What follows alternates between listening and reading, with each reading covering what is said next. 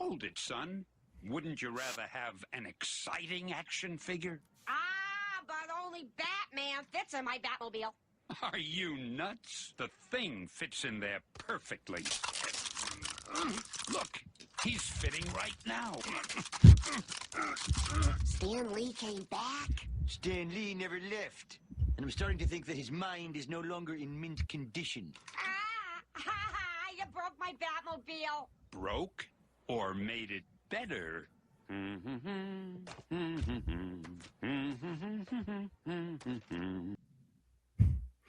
That's one of the better ones. Yeah. I do have a Thing figure, but I don't have a wow. Batmobile. Yeah, so I can't recreate that. But yeah, someday maybe I'll find a Batmobile and we'll have the recreation of that great Simpsons bit. So Johnny, let's see, I think it was the 5th episode of Amazing Stories, our old comic book podcast, where we did a Imaginary retrospective. stories, you mean? Yeah, what did I say? Amazing stories. Amazing Stories. Really? Yes. Okay. It's been a long day. Back when we were young and working on that show that Steven Spielberg had on NBC that I loved. Yeah, I love that one too. Yes, Imaginary Stories. We did a retrospective of the Lee Kirby years. Fantastic Four. Probably went 3.5 hours, knowing us. But so today we're going to be looking at the various cartoons mostly associated with the Fantastic Four, specifically the 60s and 70s versions.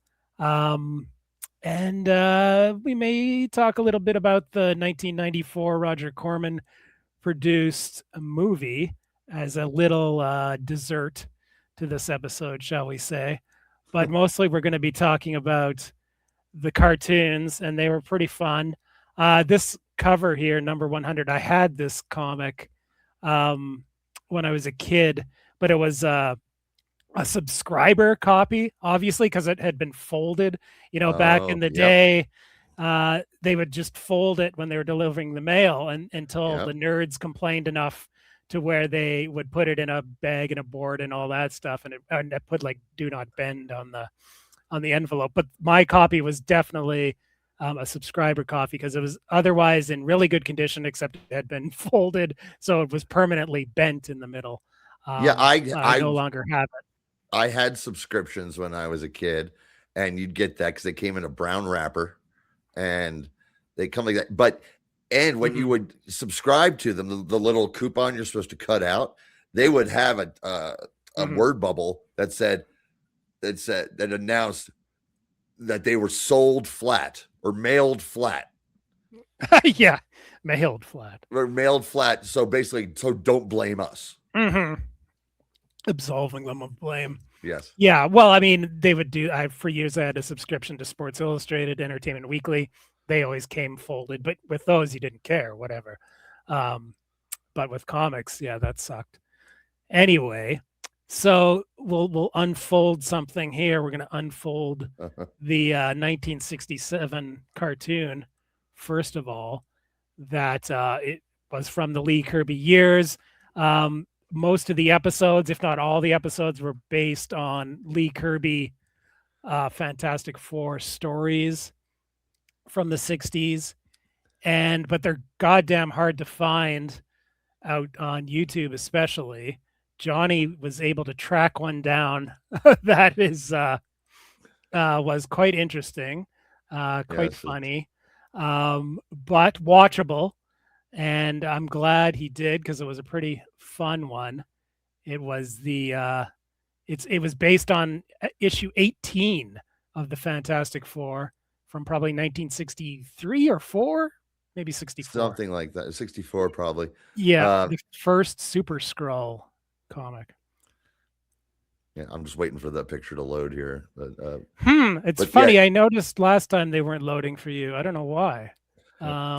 Anyway, so the details on this, I found 2. I found the Molecule Man one, and I found this one, the Super Skrull one. There they are. And the Super Skrull one is a guy filming his television. Yes. from some time ago, I would imagine. Maybe. And at Here's the a end of it, shot. he says, "There it is."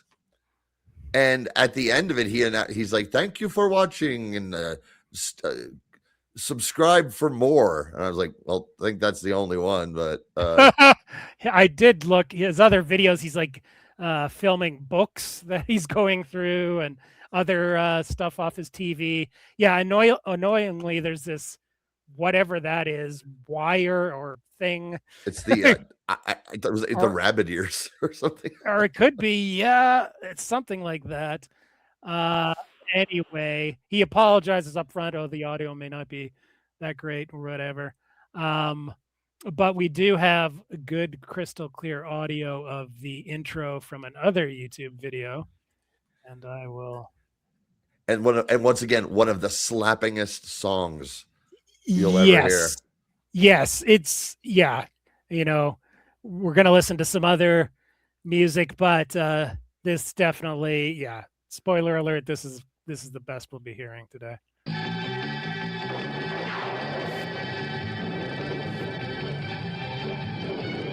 Fantastic Four, starring Reed Richards, Sue Richards, Johnny Storm, Ben Grimm.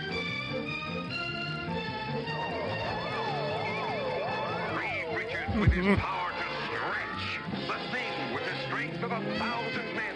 Johnny, Flame On, Torch, and Sue, the Invisible Girl. The Fantastic Four, united in their fight against interplanetary evil. Fantastic!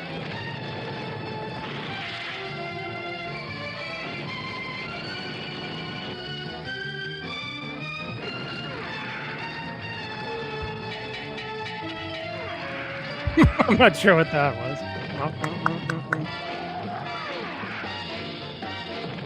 The Fantastic Four.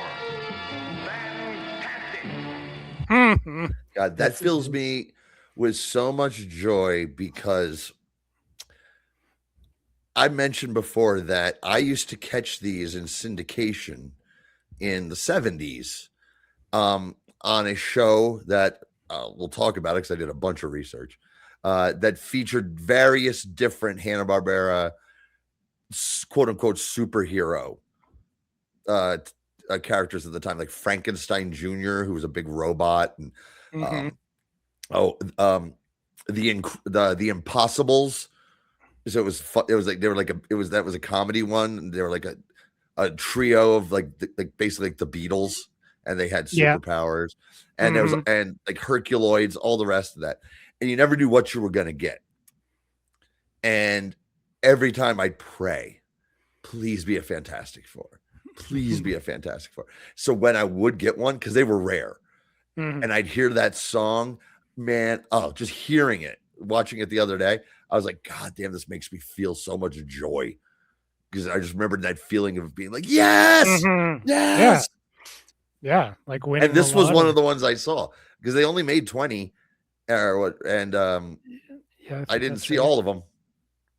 No, I don't know if these were ever rerun during my lifetime in Canada. Not that I'm aware of. The first time I was aware of it was from those ads in the comics, of the Saturday morning lineup. So I knew there was a Fantastic Four cartoon in 1967, and there was a comic book called, I don't know what it was called, but on the cover, it was a comic all about the cartoons for Saturday morning on ABC, I guess. Yes. And on the cover, it's Mr. Fantastic, like kind of, I don't know, he's like welcoming you. Do you know which one I'm talking about? I think it's called America's Best Comics or America's TV Comics or something like that. Oh, that rings a bell now. I'm sure. Listen, I'm sure I'm somewhere aware of that in my mind because I was the kind of kid who was in many boring situations with his parents who would just sit and read the Overstreet Guide from beginning to end. Yeah, me too. Yeah. Mine would be, it was the Bible. It would be like falling apart after a year or whatever. But yeah, I remember seeing the cover of that comic in a it was like a history of comics thing that I had when I was a kid. And so that was another clue, another thing I knew. Oh, there's this Fantastic Four cartoon like 10 years, 15 years before my time. So yeah, never got to see them. I know they're highly regarded as some of the better, like most faithful adaptations of comics. Like compare it to the DC ones from the same time. Those had some of the villains, but they weren't taking the stories and adapting them.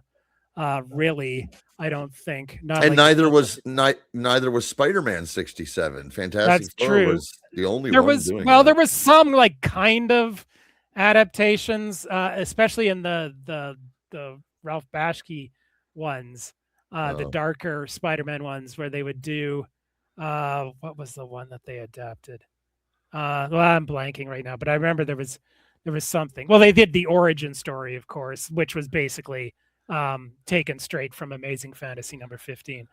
But yeah, no, they used all the villains, but yeah, not the straight adaptations like the Fantastic Four did. Yeah, so this was fun. Johnny, lay it on us. I want to know So all here we go. about Well, number these, one, yeah. So number one, the Fantastic Four cartoon was being made by a good animation studio, Hanna-Barbera, and Yes. the Spider-Man was not. Right. So the show, the original character designs are by Alex Toth, which is super cool. Yeah, because he was doing everything for Hanna-Barbera. And it aired on Saturday mornings on ABC from September 9th, 1967 to September 21st, 1968. 20 episodes, and they were repeated on ABC for 3 years.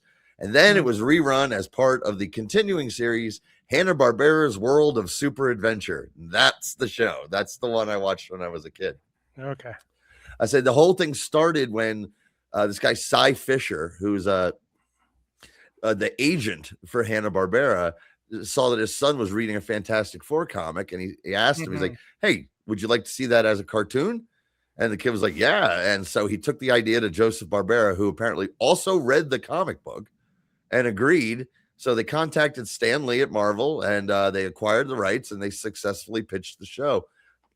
Now, speaking of Stan, Stan Lee, despite initially voicing optimism on both Fantastic Four and Spider-Man series, expressed dissatisfaction with the end result, stating that the comic books were written in mind with an older audience, while the shows felt they were tailored towards 6-year-olds.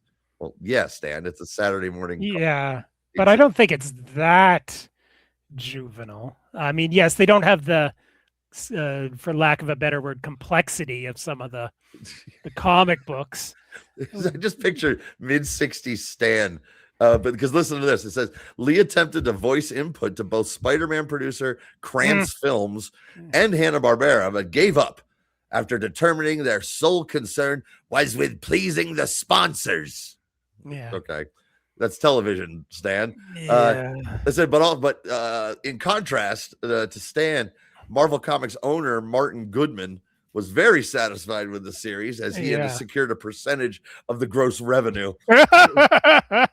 Yeah, of course. Well, if Stan was still concerned with winning points with the college kids and being hip and all that. Not realizing that, okay, you guys college kids in 1967 are smoking weed, they'd be watching this and loving it. Yeah. Yeah, probably. Definitely those weirdo Spider-Man, darker Spider-Mans. Oh, the botchy ones, yeah. Yeah. So, and boy, do I've got some voice acting cast trivia for us today. Oh, wow. So Reed Richards is played by Gerald Moore, who we've already talked about. He was Green Lantern in the Green Lantern cartoon. Again, radio and TV legend. And this was the end of his career. He did this, then he was in Funny Girl and an episode of The Big Valley, and then he passed away.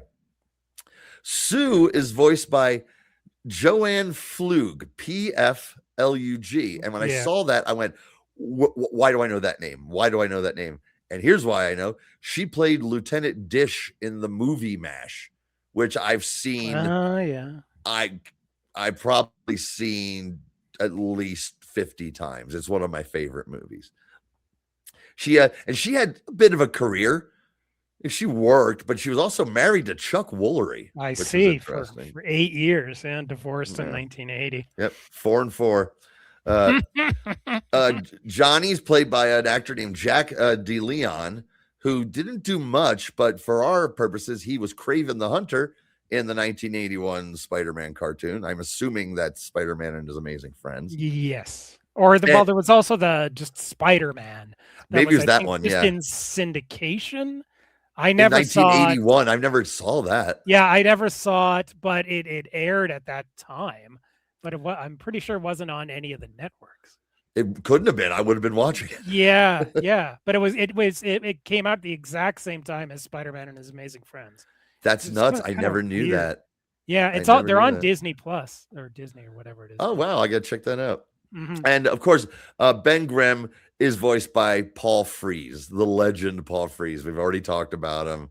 Right. You know, but you hear that Ben Grimm voice and you hear the voice of It Feels Like Christmas, because he's the Rankin Bass guy in all the Rankin Bass Christmas specials and all that stuff. Mm-hmm. So you hear his voice and he's perfect as Ben Grimm. Mm-hmm. And the Super Skrull, voiced by Marvin Miller, once again showing up on Fantasy Masterpieces. A woman named Ginny Tyler plays Princess Anel of the Skrulls. Ted Cassidy, Lurch, was Galactus. And we'll talk about some other voice actors because there's a lot of crossover, amazingly, between the voice cast of this and the voice cast of the 1978 one. And there was an actor named Joe Cirola as Dr. Doom, and I just found this very interesting. The guy started as a caseworker for the New York City Department of Welfare before becoming, they say, perhaps the most successful voiceover actor in the history of the profession. Wow. His voice has been heard in scores of commercials since the 60s, and apparently he says you can't listen to a radio or watch TV in a major market without having heard his voice. But he just wasn't famous. Mm-hmm. Don Messick, the legendary Don Messick, is Kurgo on one episode. And he's also, of course, in every cartoon ever, starting with Droopy in 1949. Hal Smith was Claw. And Hal Smith was also Otis Campbell, the town drunk on the Andy Griffith Show. Oh, yeah. Yeah, there he is. So let's break down what happens in this episode, shall we? Yes. So we're on the Skrull planet, and the Skrull King is talking to his lead scientist, and he wants some fucking results, Kelly. He's like, yeah, apparently they were. I don't know. I looked at the order of the episodes, and I don't know if there was a previous Skrull episode, but they talk like they've encountered the Fantastic Four already. Unless when you look at the list, like on Wikipedia, it starts with episode 2. Yeah. And then 3, 4. So maybe there was a 1 that had the Skrulls. Who knows? Yeah, I wonder why it's out of order. No, 1 was the one with Claw, apparently. Oh, all right. Yeah. So anyway, he wants some results, and the scientist Skrull presents him with the Super Skrull, who demonstrates that he has all the powers of all of the Fantastic Four. And so he gets in his spaceship headed to Earth, where the FF are shopping. There he is. He's presenting him with Kermit the Frog. He has killed Kermit the Frog. No, it was a fish from like a rare fish from the sea that he stretched all the way, and the Emperor is just amazed. Well, that's 10 times as far as Mr. Fantastic can stretch. I do have a clip of the power demonstration because it was quite good. And this morning when I was at the shop, I thought, I gotta check if issue 18 of the Fantastic Four, how closely they adhered to it, because I couldn't remember. I'd read it years ago and I didn't have a copy, or I don't have a copy or a reprint presently, so I had to look up a scan, and it's basically this. It's him displaying all his powers to the Emperor, getting a fish, the same thing, bringing a fish to him, all in the same order, and this is when he displays the 4th and final power to the Skrull Emperor. Excellent broth, excellent. Summon the Super Skrull. I must congratulate him. Where is he? He is here beside you, sire. Beside me? Are you mad? I see no one. But that is my 4th power, my liege. My invisibility. Thus I can match the feats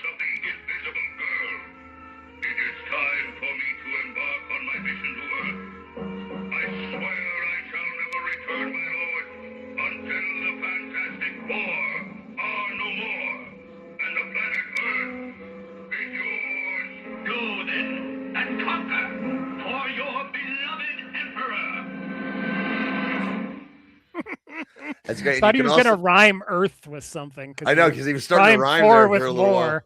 while. Yeah. Starts. It was also like the scientist guy. If you know your voices, that's also Paul Frees.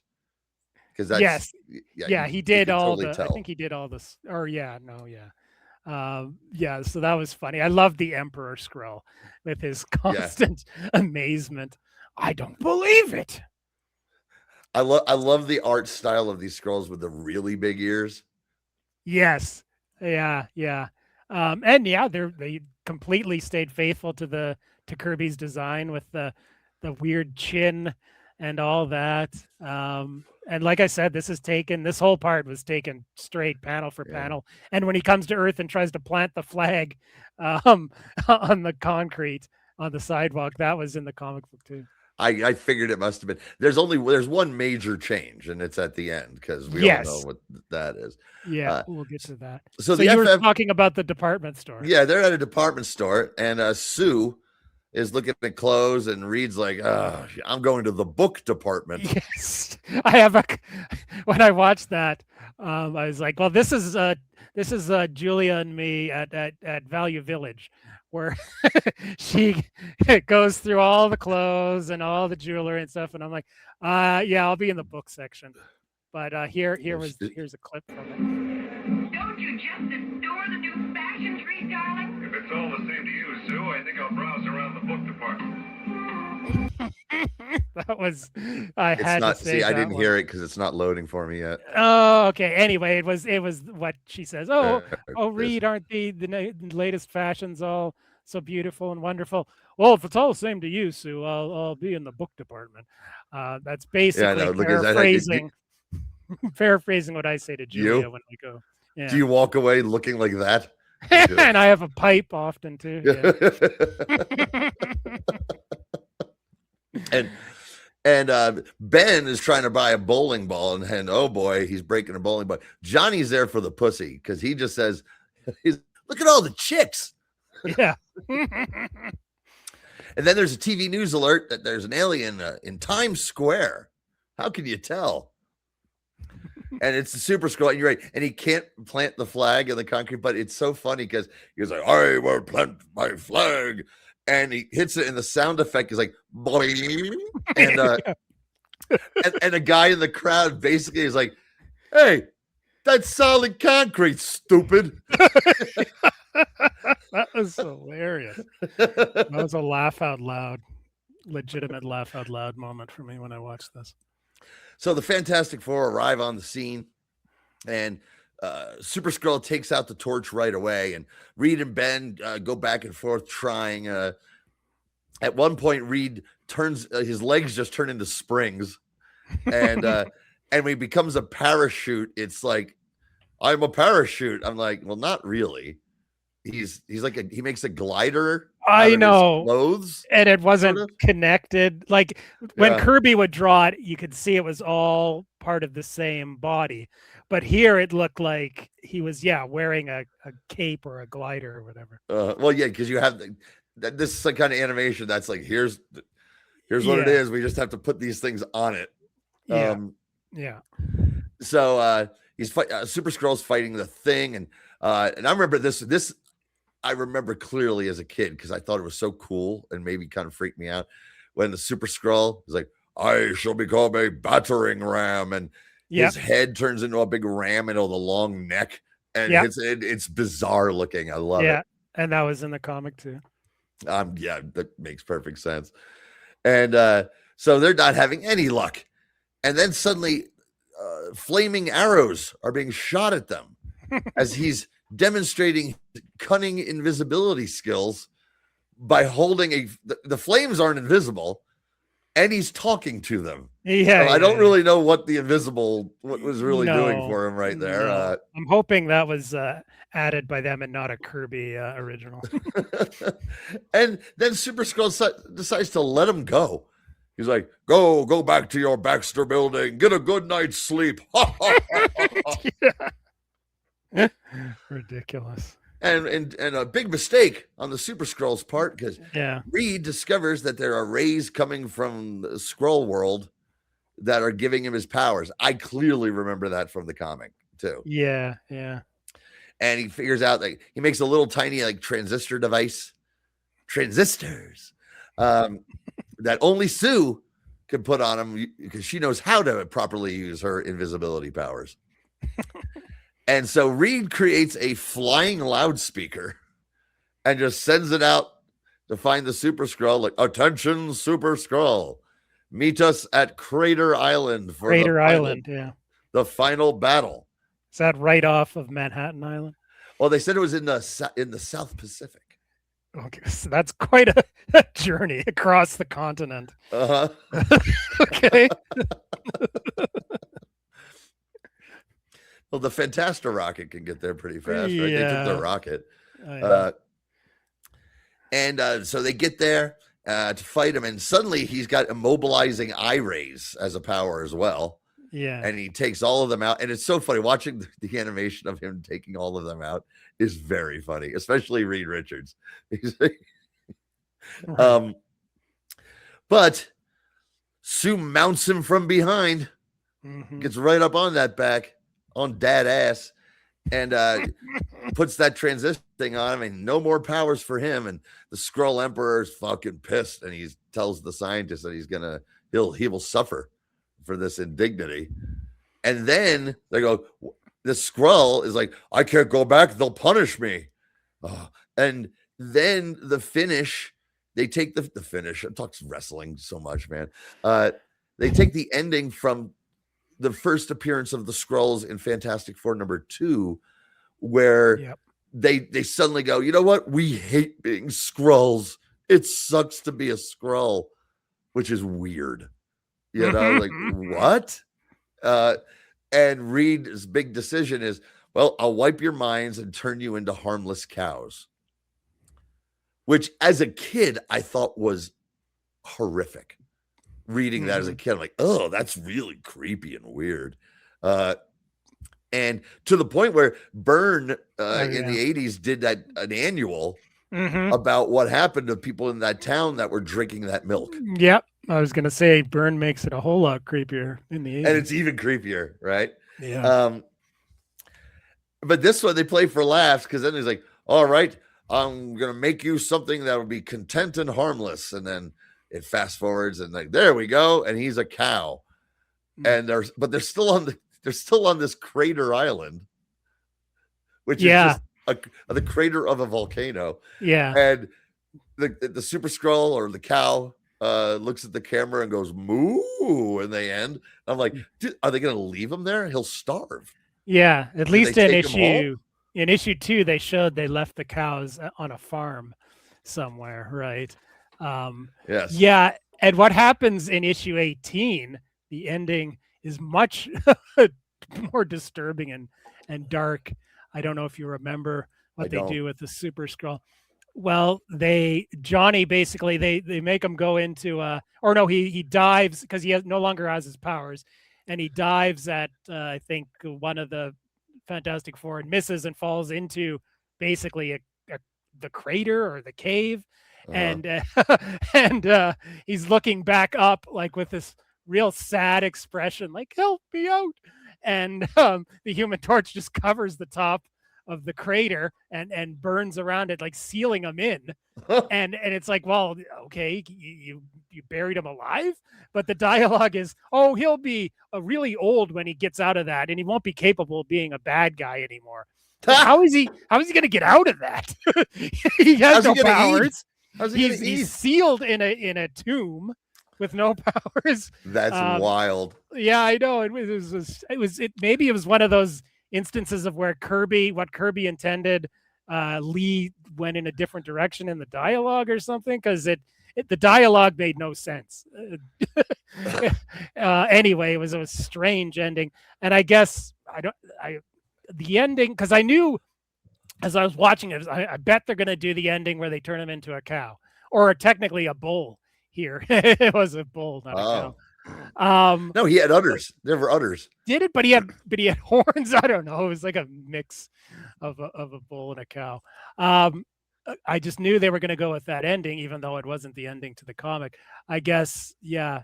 I wonder how many, mix and match examples there are in the other episodes if they did that with any of the stories. Well, maybe they got their hands on the original one and like, well, they can't just bury him alive. Yeah. What else? Maybe what that else you does got? speak. One time, Stan turned them into cows. Yeah. Okay, well, yeah. let's go with that one. Yeah, I think you're right. Because I think they looked at the story and it's like, this makes no sense. The poor guy's buried alive at the end.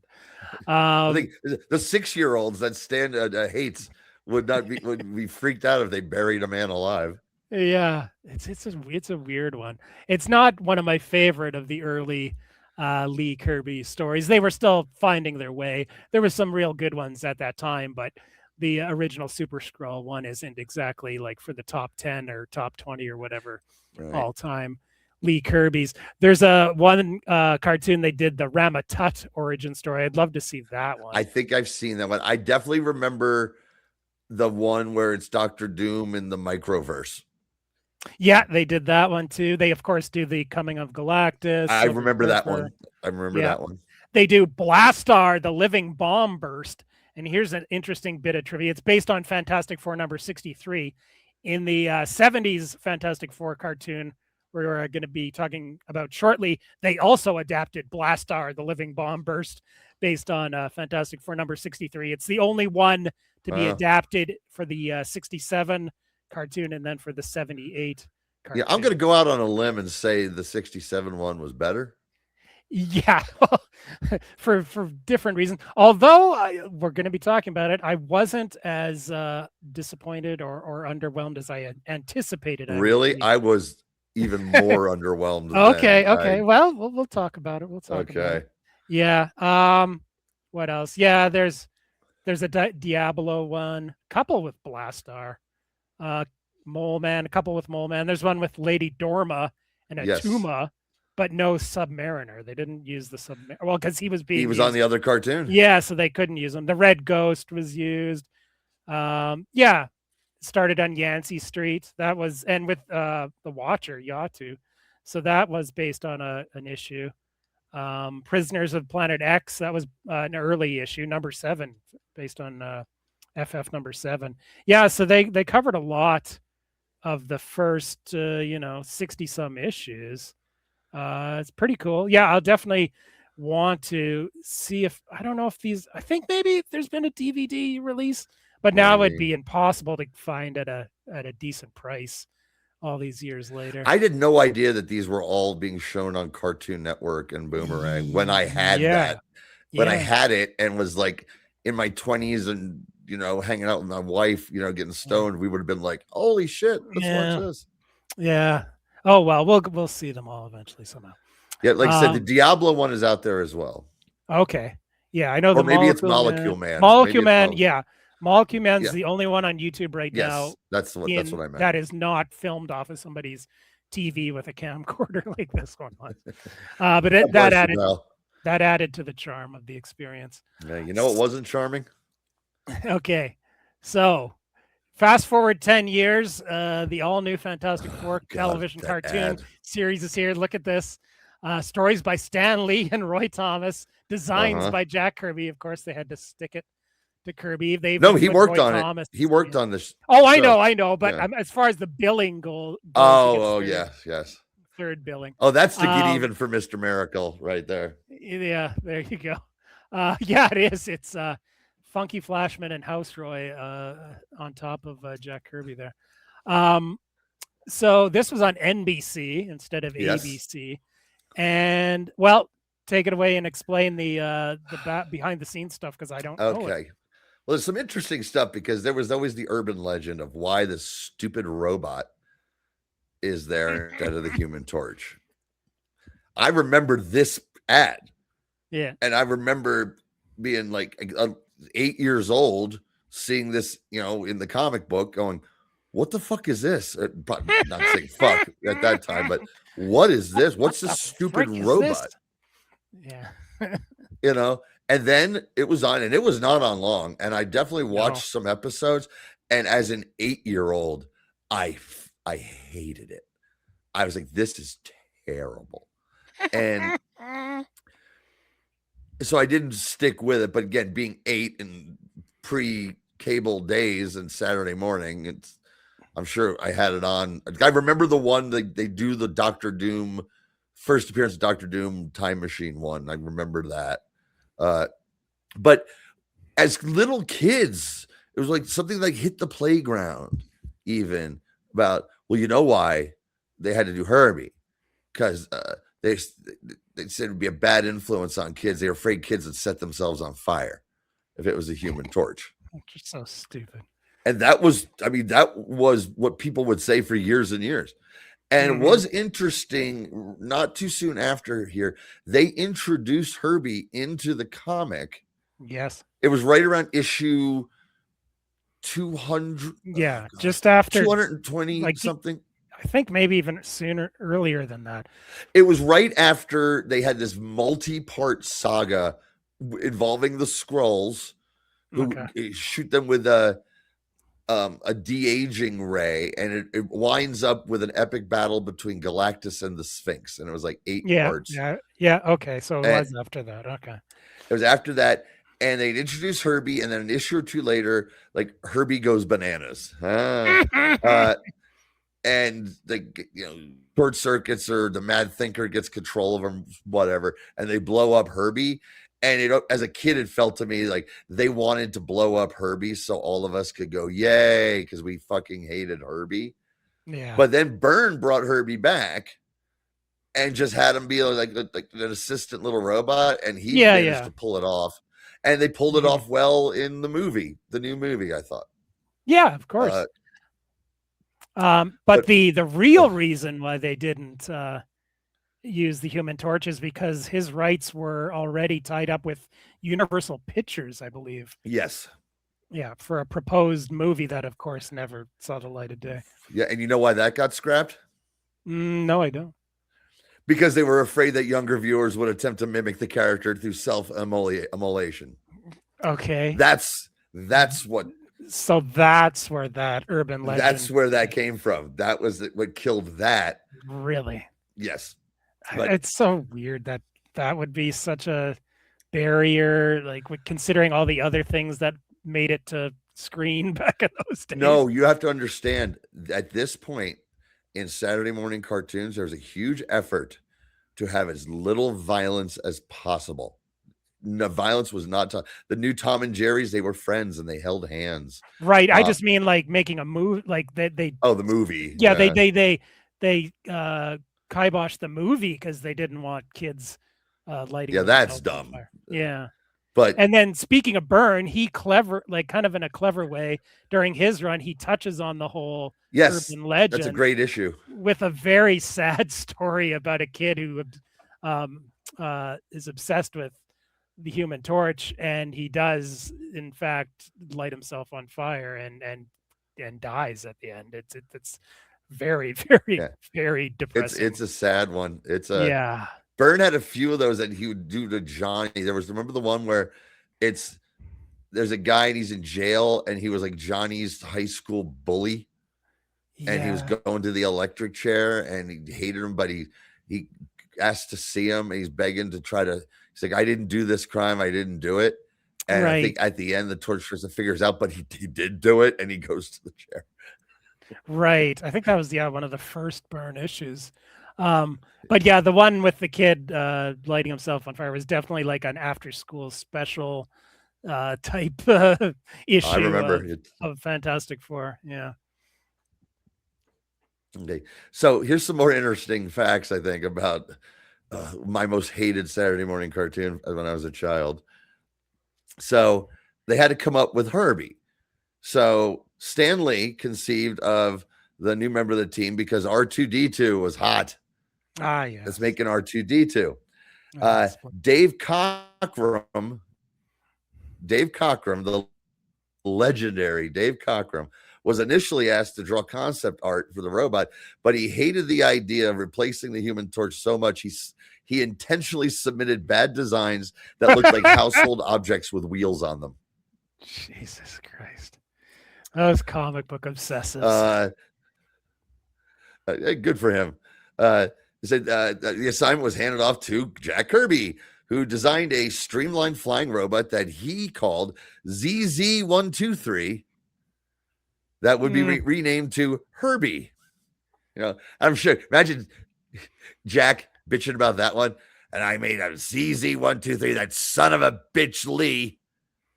Changed it to Herbie. I was like, ZZ123 wasn't very good either, buddy. No. I mean, I'm a huge Kirby lover, apologist, whatever.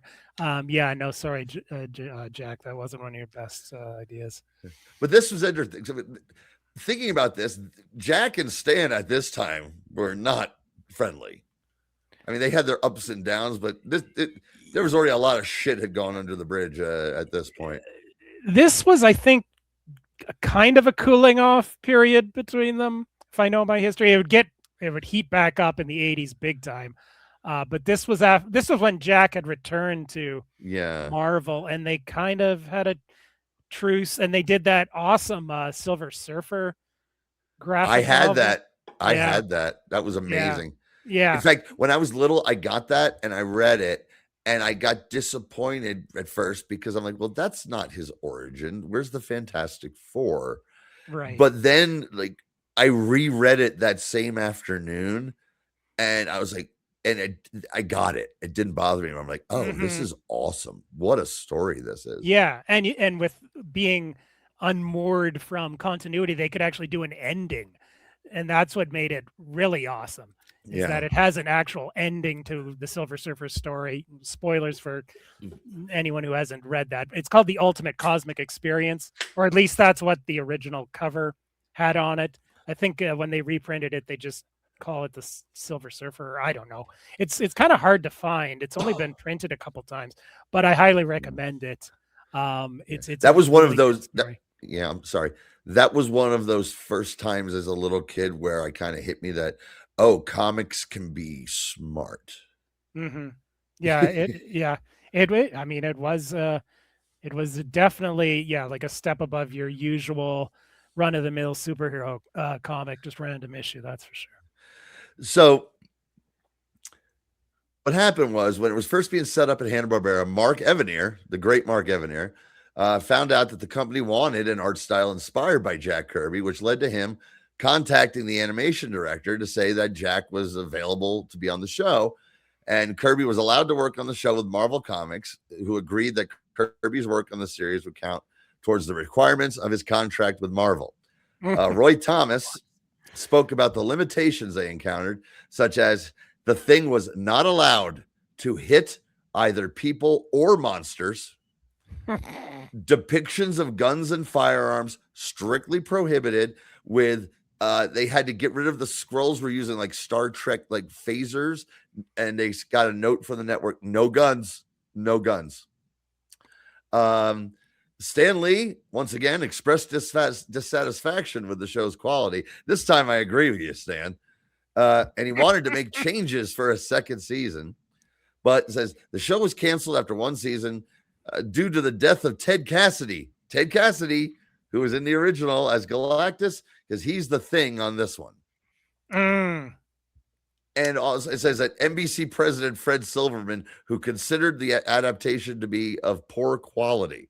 So and it was not a hit. People hated this fucking thing. Kids hated this show. I am speaking from experience of, like I said, with friends on the playground. Yeah. This was detested. Yeah, I can see that. I can see Herbie being a total turnoff for sure. Again, this was before my time because it was so short-lived. I was alive at this point, but I was too young to watch anything. And it was never rerun after its original run. No, not at all. Year run. Yeah, so it was.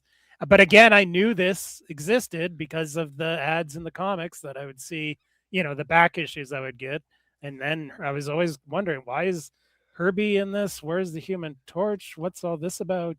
And I mean, this is probably the first episode I've ever watched of it.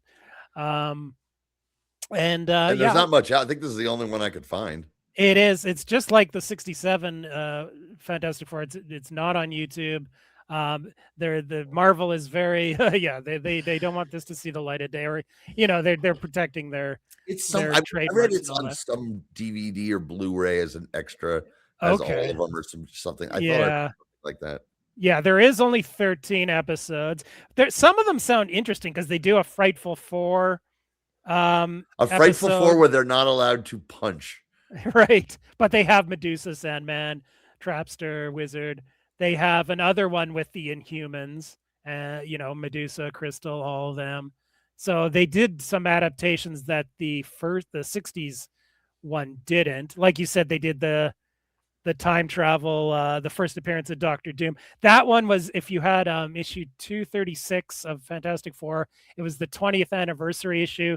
It was done by Byrne, but as a special bonus in the back, and they totally bait and switched everyone on the cover. They said an all new Stan Lee and Jack Kirby collaboration in this issue, and what it was just the storyboards from the Doctor Doom time travel episode redone for the comic page.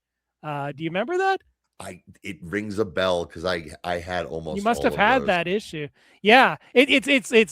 I mean, it's a total slap in the face because on the cover they make it seem like, oh, we're gonna get a new Lee and Kirby Fantastic Four. Well, he used to joke around too. Remember the one that Doctor Doom on the cover wearing a sandwich board that says, "We guarantee you, Doctor Doom is not in this Marvel comic." Yeah. Yeah, but this one was not even a wink thing. It was just a pure bait and switch.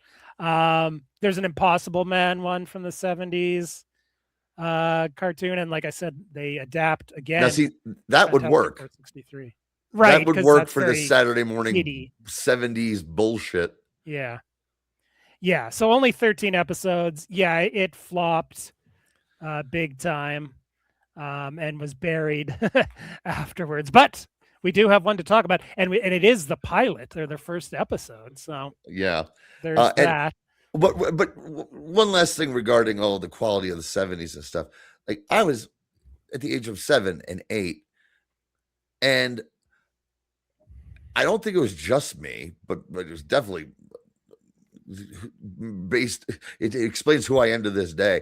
I'd watch the stuff on Saturday morning and go, this is all garbage because we still had on TV every day Looney Tunes, Popeyes. No, not Disney. Okay. Disney. There was no syndicated Disney anything. Disney there were many Mickey Mouse cartoons, I guess, for the movies. I've never seen more than maybe 2 because they were not ever syndicated. You were lucky to get a cartoon on Wonderful World of Disney. I'd pray for them. Much like I prayed for the 67 Fantastic Four. I'd pray that please give me a cartoon and not Gus the football kicking mule. Yeah. No, I do remember those. I remember seeing cartoons on the Wonderful World of Disney for sure. But there was so much good animation. And then even like at the same time, we're starting to get the first influx of Japanese animation, right? Yeah, like Star Blazers was on at this time. That shit was like rocking my world. People died on that show. Yeah, no, the late 70s in particular, early 80s was the nadir of animation and in America. I believe that. Well, no, it was and it was even before. This is before. Hey, let's make cartoons to sell toys. Because to be honest, some of those were pretty good. G.I. Joe was fun. Transformers. Yeah, and that's why I said early 80s, because G.I. Joe started around 83, the cartoon, I think. And that was the beginning. For me, it's a golden era. Because that's when I was. Yeah, He-Man. He-Man was first. Then G.I. Joe and Transformers all in short order. And that was me, eating cereal in front of the TV in the 80s. Muppet Babies, another quality show. I was still watching Saturday morning cartoons when Muppet Babies was on. Maybe a little too old, but I would, because that was at the time when Spider-Man and His Amazing Friends were on. So that's I another was watching one. that. Yeah. And I recognized as a 12-year-old, or I don't know how old I was, whatever. I'm a little too old for this shit. I recognized that Muppet Babies was good. I was like, oh, this is good. Oh, it was. It definitely was. Very high quality. Always trying to get a sneak peek up Nanny's dress. Yeah, Never yeah. could make it right, just all the way. Oh well. But unfortunately, we have to talk about the crappy late 70s, and of course, I have the theme, and it is a step down from the 67 one, no doubt about it. Stinks. It was the world's strangest accident while testing a new rocket ship. Our heroes were bombarded by mysterious The world's cosmic rays strangest from outer accident. space. That sucks. Though they crash-landed safely, the strange and powerful rays had changed each one of them, transforming their leader, Reed Richards, into the plastic-skinned Mr. Fantastic. We're going to be hearing more of that later. Into the Now You See Her, Now You Don't, Invisible Girl. What And is Ben this? Grimm into a mighty muscled powerhouse called The Thing. Now together with Herbie the Robot, the newest member of the group, they have become the greatest team of superheroes the world has ever known. The new Fantastic Four. And that's where we get the image of the hands coming in. That's from the first issue, of course, of Fantastic Four. That dude, just that image alone is like it's so funny to offensive. see Herbie's little stick hand slide in there. Do you really think? And I thought of this when I was 8 years old. I was like, okay, if it's a robot that Reed built, why would the robot be considered an equal member of the team? Yeah, We're the Fantastic Four, the three of us humans, and something Reed built. I was like, would they be? It should be just the Fantastic Three plus The Terrific Three, or I don't know. Yeah, but then that would be going too far into changing things. Like, why even bother at that point? Okay, let me get past how much I hate this. Because first, before we talk about this terrible episode of television, let's talk about this voice cast. Yeah. Reed Richards, played by Mike Road, who was also in the 1967 Fantastic Four cartoon as Ramatut and Triton. But you would recognize that voice as Race Bannon from Speed Racer. That is Race Bannon, baby. And a ton of other cartoons, tons of stuff. Like there's people on here that if I started listing everything, we'd be here for hours. But he was also on, and this is why one of the reasons I'm loving doing this show is I'm discovering stuff that I've been wondering about forever, but I could never remember the name. So right around this time, 78, maybe a little bit later, there was a show called Space Stars. And I couldn't remember the name until today when I looked this up. And it was long. It had the New Adventures of the Herculoids, New Adventures of Space Ghost, a new cartoon called Teen Force, and the comedy one was Astro and the Space Mutts, or Space Ace and the Space Mutts. It was a comedy one, and Astro's in it from the Jetsons. Yeah. Astro and the Space Mutts. Yeah. And I fucking loved this show. This show ruled.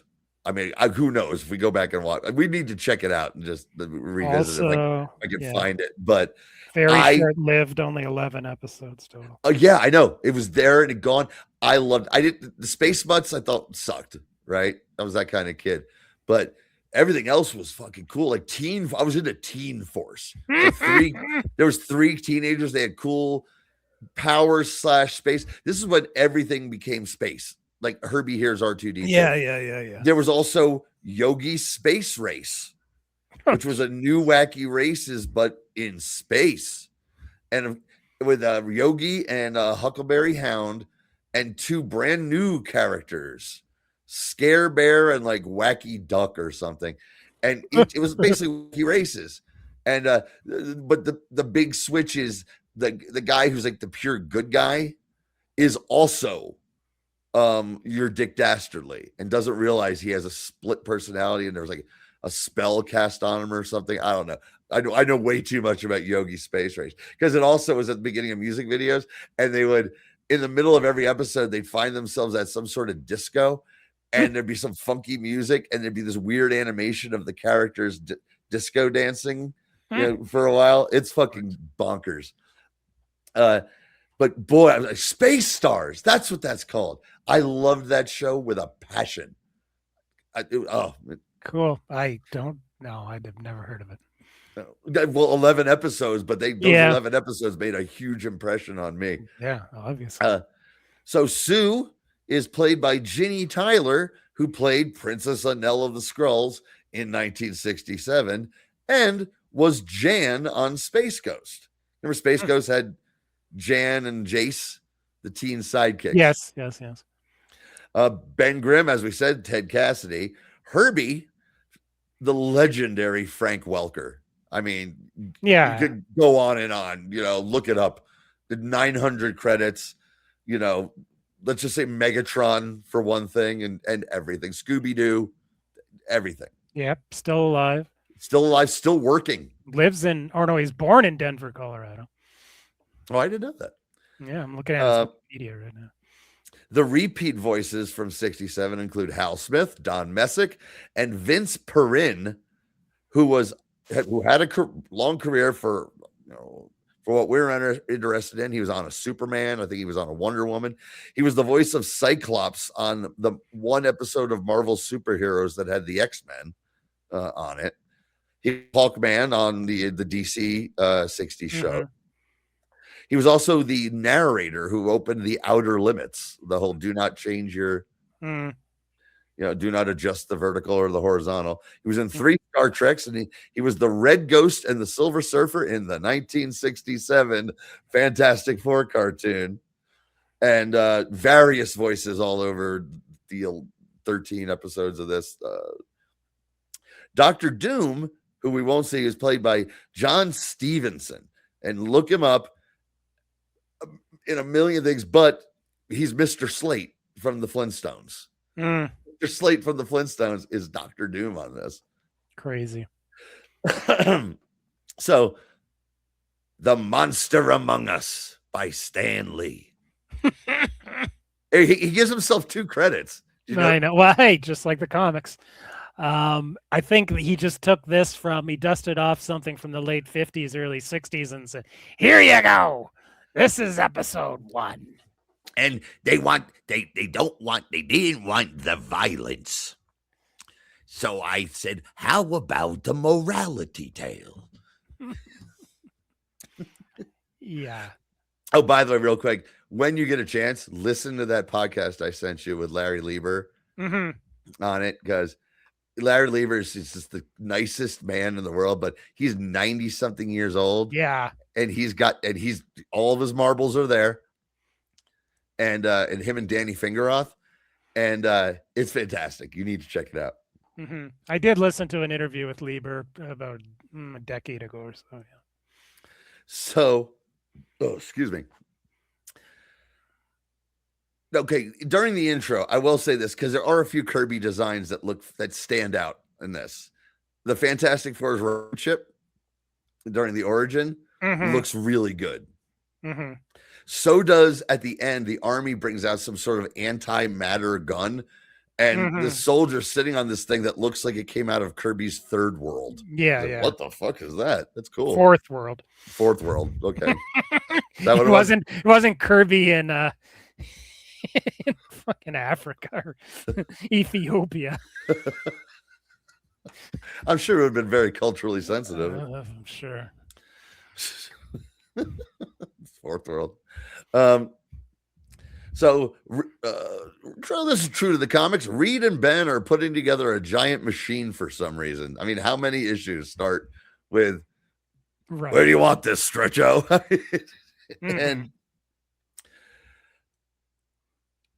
And let's see what else here. Oh, so yeah, the UFO crashes on a farm because of a meteor shower. And all this happens very, very slowly. Yeah, they stretch this out big time. The taffy pulled in this because they can't have anyone punch anything, Kelly, because the kids might think that punching is how you solve problems, and they should all just be friends, because that's what If this only it was. was that easy to work. Uh-huh. Because that's what every kid wants from their superhero cartoon that doesn't have the coolest character on it, the guy who can turn into flames. That would grab me when I was Kelly. I was thinking about this watching all this when I was very little, and just seeing comic book covers. The Human Torch really grabbed me, but not the Kirby one. The ones that were on those covers of, like, say, early Marvel team ups, where he didn't all the lines and he looked more blazing and stuff. And I remember just my eye went straight to it, like, what is that? That's crazy. Yeah, I mean, it is when there's a reason they brought that back from the 40s, Yeah, right? right. It was a great design. So I'm just gonna keep talking about what I like about the Fantastic Four, because talking about this. So they're putting together some equipment. The monster is slowly walking to the city. Sue. Snooze. That's what this is. It was a snooze. The Mad Magazine parody of this. Yeah, snooze storm. She's sneaking up on Herbie Invisible, who he figures out because Herbie can sense your vibrations. What do you want from me? Like, ooh, she's horny for Herbie. This came off very horny. Well, how about I agree. And boy, this whole thing. And here's another thing. It was just like when you watch Saturday morning cartoons and they do something like, well, there's got to be a fucking animal sidekick thrown in here, something, and all kids fucking hated it. It's like, because it was always like, well, we got to appeal to the kids. We need Wendy and Marvin and Wonder Dog, and like, no, we don't want any of that shit. And Herbie's the worst of it. He's so grating and annoying in this whole thing. It is nails on a chalkboard to get through this episode. Frank Welker is a legend and a great man. But if his direction was create the most annoying voice you possibly can, mission accomplished. It's Herbie heavy. He's going crazy. He's saving the day while staying at the Baxter Building, poking a computer. This stinks.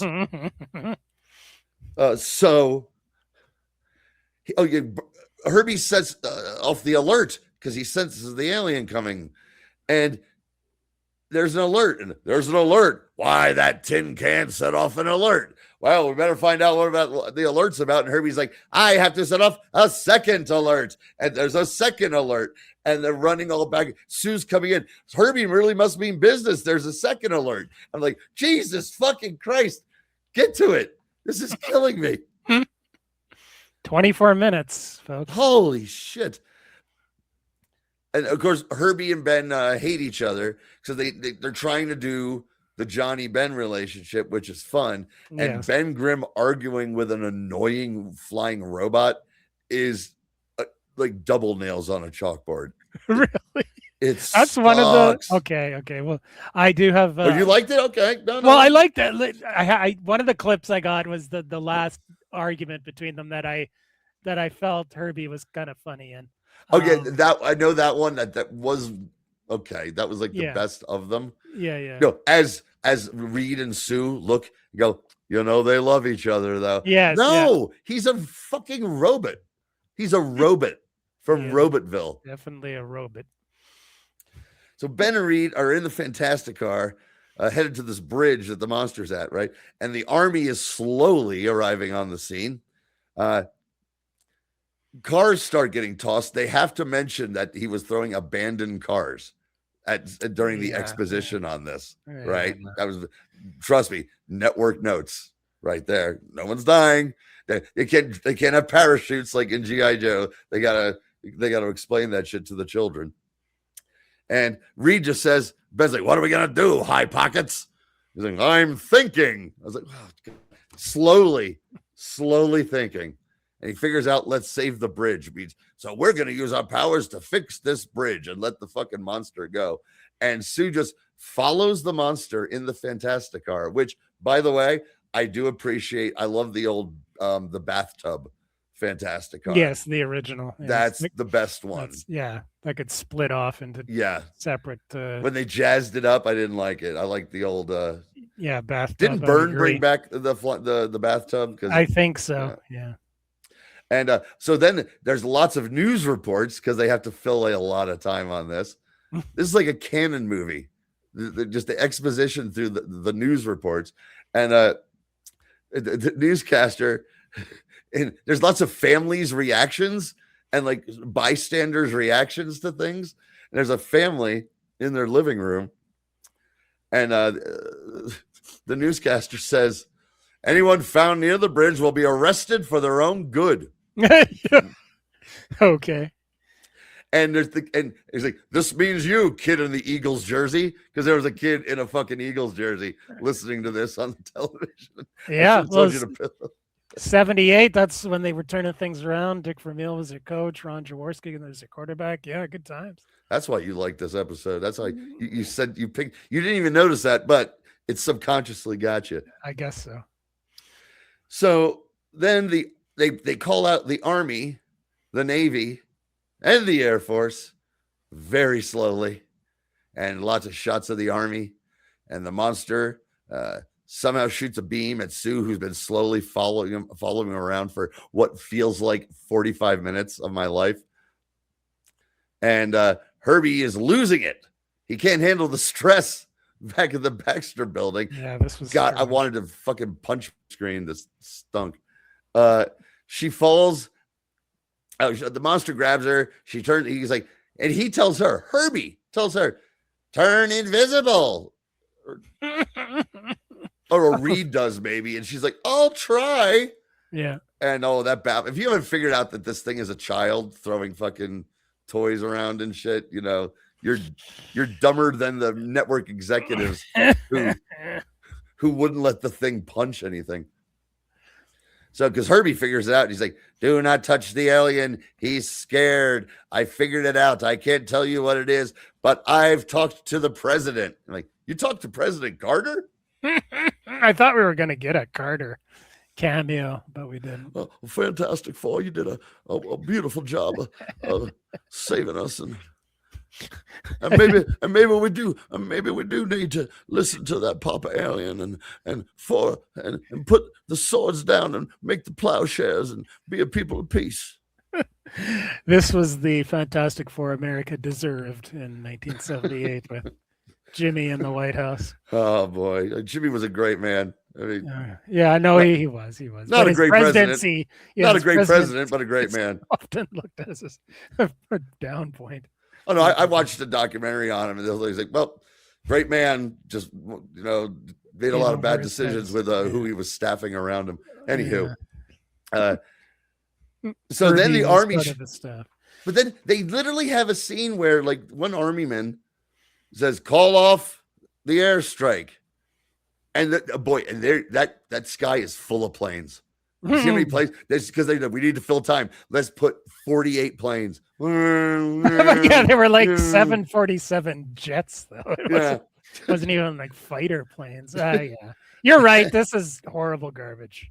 And so, of course, they turn the alien invisible, and they carry him back to the ship that's fixed, and the kid's father comes out and says, "Thank you for not hurting my boy.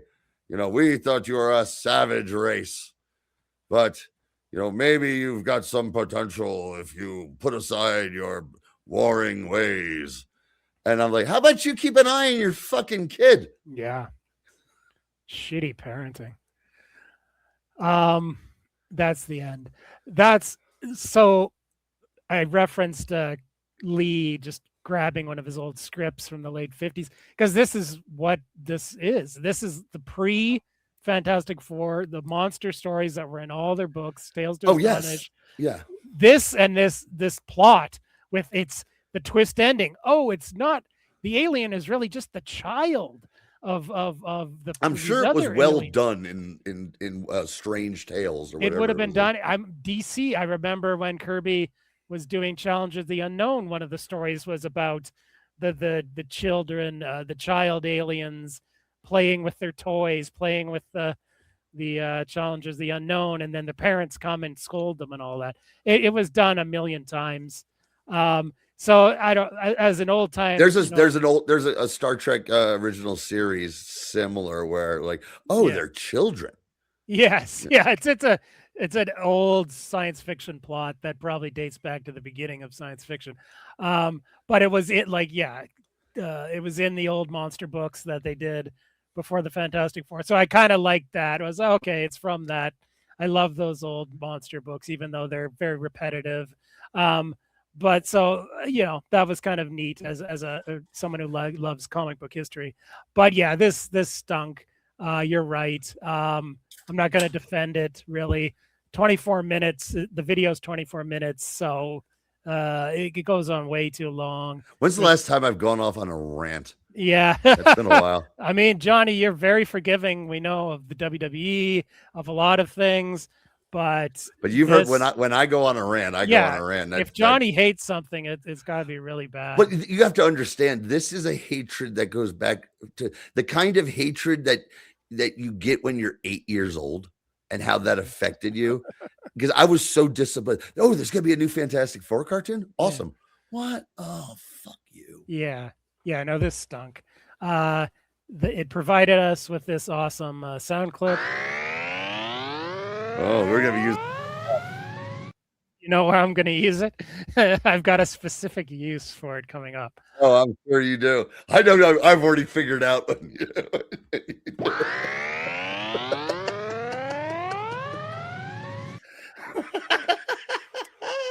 But I'll play the Herbie Ben argument from the end. Okay, please do. Because it's the best part of the Because it's the best writing on the.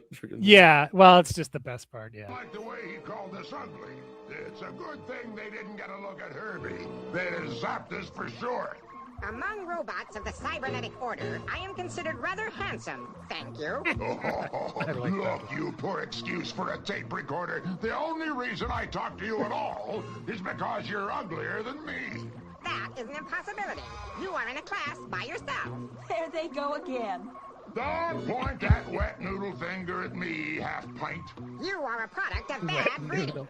Red noodle. Why, you're lucky I don't squeeze you till you pop your rivets, you stereophonic cassette box. Well, it looks like things are back to normal again. Insane. Those two are never happier than when they're fighting, and even this goes on they way really too long. love each other. You know something, Benjamin? With a little more effort, you could be completely impossible. What? Impossible. A 10-letter word.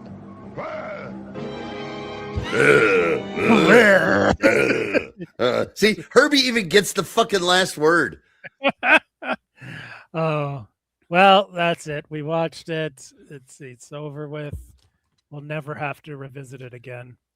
And now to end our something else we're never going to revisit again, but something that's also terrible. However, it was better than the Fantastic Four in 1978. I'll admit. Yeah, for given what it's supposed to be, sure, but it's still not good. It's only 11 minutes. That's so the best part. It's economical. I did watch about a year ago or so the pilot episode of this Thing series from 1979, and it was, I thought, atrocious. So I wasn't looking forward to watching this, and that you made me watch this. But at least you picked, one that had you didn't pick the pilot, so that was a good thing. And then this turned out to be okay. So Johnny, explain what we're watching here or talking about. Okay, so I can't remember what year this came out. Do you? I believe 79. I believe it's 79. So a year right later. after. Yeah, right. So after. I'm 9 years old, and the next foray of Fantastic Four cartoons that NBC tries, probably because okay, what could we do with the Thing? Yeah. And it was the strangest show. At 9, I thought this was strange. There's Fred and Barney Meet the Thing. And they don't ever meet, by the way. No. I know. And half of this, so about however many. Okay, so it was New Adventures of Fred and Barney. They were terrible. Flintstones. They're cops. That's right. They become cops. Right. And this show where it's basically a wacky, almost Archie like sort of comic book idea. Totally And Archie inspired, or Scooby-Doo inspired. Yeah, bits I guess. Yeah. Where Ben Grimm is Benji Grimm, a skinny, kind of dorky teenager who's got a magic ring on both of his fingers that fit together, like the brooch shared between lost siblings. And he says, and this has never left my mind. Thing ring, do your thing. And he does it, and suddenly orange rocks just start flying out of nowhere and land on him, and he's the Thing. And he's not just the Thing, he's Jimmy Durante. Because that's who this voice actor is doing. He's doing a Jimmy Durante voice. He's like, cha-cha-cha-cha, a thing can't get no respect. When I read, I was doing my the notes first, and I went, oh, Jimmy Durante, huh? And then I watched it. I was like, holy shit, he's doing Jimmy Durante. That's fucking bonkers. And they just had like wacky scrapes with wacky mad scientists. Oh, the Yancey Street Gang were recurring characters on it, which I realized as a kid, also a 9-year-old child, this sucked. Yeah, they're like a biker gang. Yeah, they're but also as a 9-year-old kid, I laughed and thought it was cool that the dumb biker gang was the Yancey Street Gang. I was like, oh, that's even as a 9-year-old, I'm like, that's for me. That's for me. That's an in joke for me. That's like, the shit they did on Riverdale, right? I'm like, oh, but as a 9-year-old, I recognized what it was.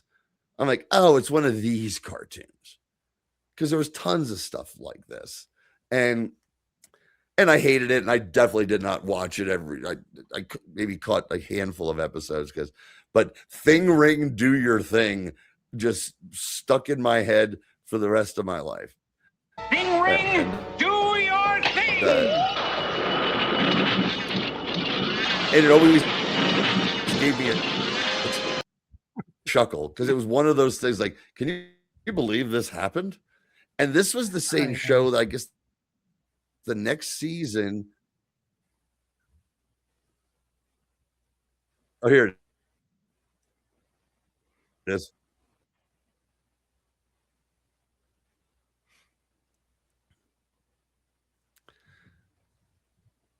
All right. So the next season, from the world of Andy Capp, places the Thing. A bit about the voice cast, Kelly, of Fred and Barney Meet the Thing. I just didn't know if you were lagging on me or not. So yeah, you were lagging on me. No. Okay, I figured as much. Anyway, so there's an actor named John Stevenson, the same John Stevenson we just talked about a minute ago, who was he's this guy, Professor Harkness, who's not in this episode. He is the professor who knows the Thing's secret identity. And the Tom girl is his like niece, and she knows. And I don't remember her name, didn't write her down. She didn't really do much. The Yancey Street Gang have a guy named Spike. He's played by Art Matrano, and just look him up. He's one of the great that guys of 70s, 80s, 90s television, but did almost no voice work. It was like this and one other thing. Yeah, I tried that voice acting shit once, and I was in Thing Ring, do your thing. Fuck you, I'm out of here. It's never again. John Irwin as Ronald, the snobby guy. We've talked about him. That's He-Man. We talked about him on a previous show. He was on one of the Archie live action things. Oh, was he? Who was he? He was a Reggie, and this was his snobby Reggie voice. Yeah, well, yeah. They're totally doing Reggie and Veronica, and basically, you could say, and Little Jinx and the Thing. Yeah. Yeah. and Jughead, who turns into the Thing. Now, I used to like do my own headcanon as a kid about this, and figured that I missed an episode that explained that the actual Thing got sent back in time and de-aged, and this is the only way he can access his powers. And I must have missed the episode that explained all this, but I don't think that's true. No, I don't believe there's an origin story episode. I could be wrong, but I don't think there is. It just starts like the first episode that I watched is just, it's all established. He's got the rings. There's no origin. They just, it's just a normal episode. That was my headcanon that I came up with for the show. I'm not kidding. That's actually that must be what's going on here, because otherwise, like, here's me at 9 years old stroking my chin, going, well, otherwise this would make no sense at all. And it doesn't. As an actor named Wayne Morton, who's Benji, and he didn't really do much of anything. A guy named John Baker is the Thing, and he's had quite the voice acting career. But I just wanted to point out that he was Larry Fine on the Robonic Stooges, which is terrible, but I loved it when I was very little because I loved the Stooges, and they were superheroes, but they were bionic because that was the big deal at the time. And he was a character named Hula Hula on the Plastic Man cartoon that came out, I think, in 80. That was on ABC, and it was like Plastic Man, his girlfriend Penny, his Hawaiian comic relief buddy Hula Hula, just as racially sensitive as it sounds. That I just remember maybe seeing a handful of episodes and just not being interested in, which is weird. But they also had a Spider-Woman cartoon that I was like, oh, that's cool, but I could never find when it was on, or I didn't know what was going on, or something else on at the same time that I liked. I don't know. It's on Disney Plus. I know that. Yeah, yes, I know that, but I've never bothered checking it out. Neither have I, but I know it's there. The Plastic Man cartoon, I remembered seeing some, because it was like, because I was also like, well, this is nothing like Plastic Man. No, it's hard to find on YouTube as well. I've only seen little bits and pieces. I do remember, I think I did see it when I was very, very little. But yeah, it's not good. No. Yeah. Instead of Woozy Winkle or what Woozy Winks. No, we need a Hula Hula. So we can be a little racist. Let's do that. So as we look at so here's the general plot of the whole thing I wrote down. Scrawny redheaded teenager Benji Graham, who changes into the monstrous and mighty Thing by doing the Thing ring thing. And says here the stories center mostly around Benji at Centerville High School with his friends, the beautiful brunette Betty Harkness, her rich boyfriend Ronald Radford, only Kelly and her scientist father Professor Harkness. Oh no, I'm sorry, only Kelly and her scientist father Professor Harkness know his secret name. Oh, here you go. When not battling various mad scientists and getting involved in Scooby-Doo style mysteries. Thing spent most of his time using his superhuman strength to protect his pals from everyday dangers and the nasty practical jokes of leather-clad bully Spike Hanrahan, voiced by Art Matrano, and his biker buddies Stretch, voiced by the previously mentioned Wayne Morton, and Turkey, voiced by Michael Sheehan. Look him up in the Yancey Street Gang. So I picked this one because I love the title, Lights, Action, Thing. Right. Of course. You just love the stage. So it's okay. It's okay. Oh, it's not. But it's not offensively bad. No, like it's better than the other one of these that I watched. This is like I mentioned, this is one of a million kinds of these cartoons. Yeah. Basically. So the kids are all out on Ronald's boat. He's driving it, and of course he's bragging, "Oh, I've never been in an accident." And then he jumps over a sandbar, splash. It's hilarious. Kids think this is hilarious. And, yeah, it could have used the laugh track that the cartoons had back then. You know I'm what? Surprised it didn't have it. They were still using them at that time. I'm shocked it didn't. Yeah. So suddenly they're trapped by a mechanical octopus. But it turns out, and he's about to do his ring thing right in front of the other kids because he doesn't have a choice. But it's just a movie. It's just a mechanical octopus being used for a movie. And they cut to the director's office, and the director, he's doing a voice kind of like this. Yeah. I'm trying to play it. He's trying to do somebody, and I can't place it. But whatever. Yeah. And he's in an argument with the stuntman who's saying that, listen, that stunt you want me to do is too fucking dangerous.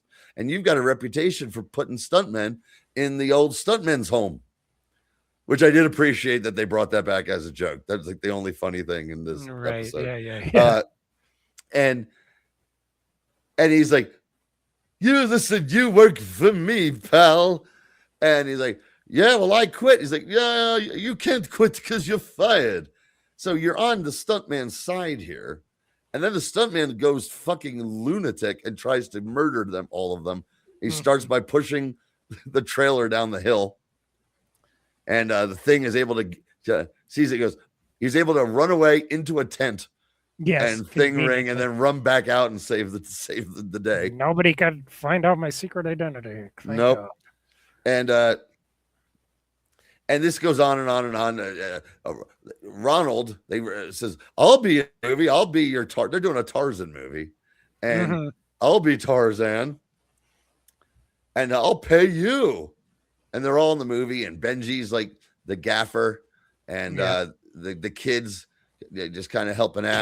Kelly's the script girl. She's the script girl, and she's Betty is no, actually, I know who your Betty favorite is. Is my favorite. Here we go.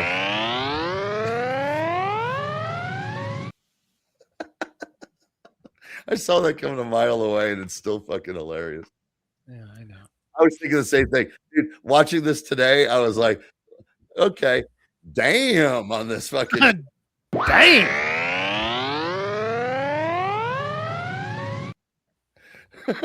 I'm gonna have to find a way to use that on Mystery Titans, I think. I know, right? If you could only figure out a way to do that, that would be. Whoops.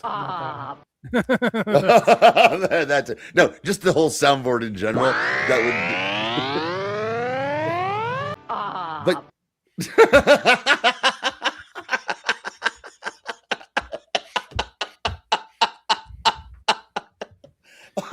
Oh, we're bad. Yeah. So she's the Jane. Yeah. In this, and yet there's cleavage in this cartoon. Things are racing up like Daisy Dukes, and she's a smoke show. Look at her right here. That's if this was heavy metal, she'd be fucking naked. And you know what? Ronald, for a snobby little motherfucker, looks pretty good too. He's got a nice body on him. Sure. He's lean. He's lean and mean. Tall and lean, yeah. You know, he's not some skinny loser like Benji.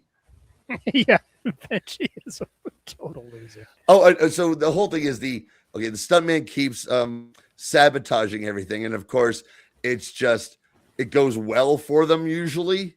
Oh, and they bounce. There's a running joke where Ronald lands in a buzzard's nest, and the mama buzzard kicks him out into the lake. Then she lands in the nest, and she gets kicked, and then they run it back again. It's like the rules of three. Yeah. And eventually he's brought to justice. No, he's not brought to justice. He's brought to the stuntman's old folks home. Yeah. In the end, because the Thing fights the mechanical octopus, just takes it apart and tosses the body of it with the stuntman, whose name is, what a great name, Muscles Divine. Muscles Divine. Some woman wrestler needs to steal that fucking name yesterday. That's fantastic. Yeah. And bam, and they cut to, and there's a sign like the stuntman's retirement home. Yeah. And there's two old stuntmen like in wheelchairs. Like, so Have you heard what Muscles Divine has been up to? Muscles Divine, the greatest of all time? I don't know. Bam, lands, and he's ready to be checked in. And I was like, okay, that was pretty funny. And I was shocked at how fucking sexy they drew this woman, this teenage character on this show, by the way. So compared to Fantastic Four 78, this was great, but that's that's kind of rough. But yeah, that's what it was. I'm sure there was like 20 episodes of this. I don't know how often she gets this naked. So you're lucky I went. Yeah. You're lucky that I went lights. Yes. Thing. Yes. Thank you, Johnny. Thank you. I will this picture will be forever saved on my hard drive. Yeah. So, like the Fantastic Four, we got one last fourth thing to talk about, and not much. Just a little bit. It fits with the cheesiness, the not great quality that we've discussed so far. A bit of insanity in how it happened. I guess so. Yeah. And not a bad poster. I do remember seeing this. I guess it was in the comic books on like the back page of. No, I thought Mr. Fantastic looked ridiculous. Although that was movie accurate, because that's the only stretching Mr. Fantastic does in this is one big long fake arm that they put up on bamboo poles and move it like this. There's also this one. I don't know if this is like fan made or if this was an actual poster from the time. As you can see, the cast just does not look. The Thing looks like the Mego doll. Yeah, I mean, the Thing. Here's another shot of them. The Thing looks emaciated. It's like a starving Thing. Like you can see his ribs. Eat a sandwich, Ben. Like, and the fake white hair in this guy's head. Yeah, it's so fake because he's not that old. But and look at the costumes. They don't. Like the 4 on Reed is up here, and hers is down here. It looks so. It looks like my mom made these. Yeah, they're not uniform. They were made at like different, maybe even by different people doing them. There's something about Johnny I just want to punch. I hate him, and I haven't seen this movie. I've seen some clips. Have. Johnny saw it. So the story was, what they had. This was during the period where Marvel was pretty liberal with their rights to their characters for movie adaptations, and this is this didn't even make it to the theaters. It was no, and it wasn't made to get to theaters. Yeah, I guess that's true. It was. Yeah, there was. Okay, so I can't remember the details, but there's. Some movie company had the rights to this, and if they didn't make this, the rights were going to revert to somebody else. So they hired the legendary Roger Corman, right? One of the great men of movies, right? Yeah, but legendarily, like the low budget king, going back to the early '60s. But he launched. Every career, every career, right? So and people learned how to work the Corman way, which is cheap. And dude, I could talk about Roger Corman stuff for hours. I think he's fascinating. Anyway, this was made basically. There was never any plans of actually releasing it, but it was so bad they never even put it out on video or anything. And it became this thing you'd read about like in Wizard magazine, like, this happened, and you can't, it's really hard to try to find a copy. And it's supposedly like legendarily awful. Again, there's a great documentary about this called Doomed. That's free on Prime. So check it out. I really enjoyed it because all these people seem like really nice people that were involved in this thing. Yeah, and for those who are unaware, this was supposed to come out in 1994, to give you some time context. So at the time, the comic book shop that I was getting my books at was in Jackson, New Jersey, which is the same town me and my fiance then wife were working, and eventually I moved on to this great one in Tom's River, which was the closer to home.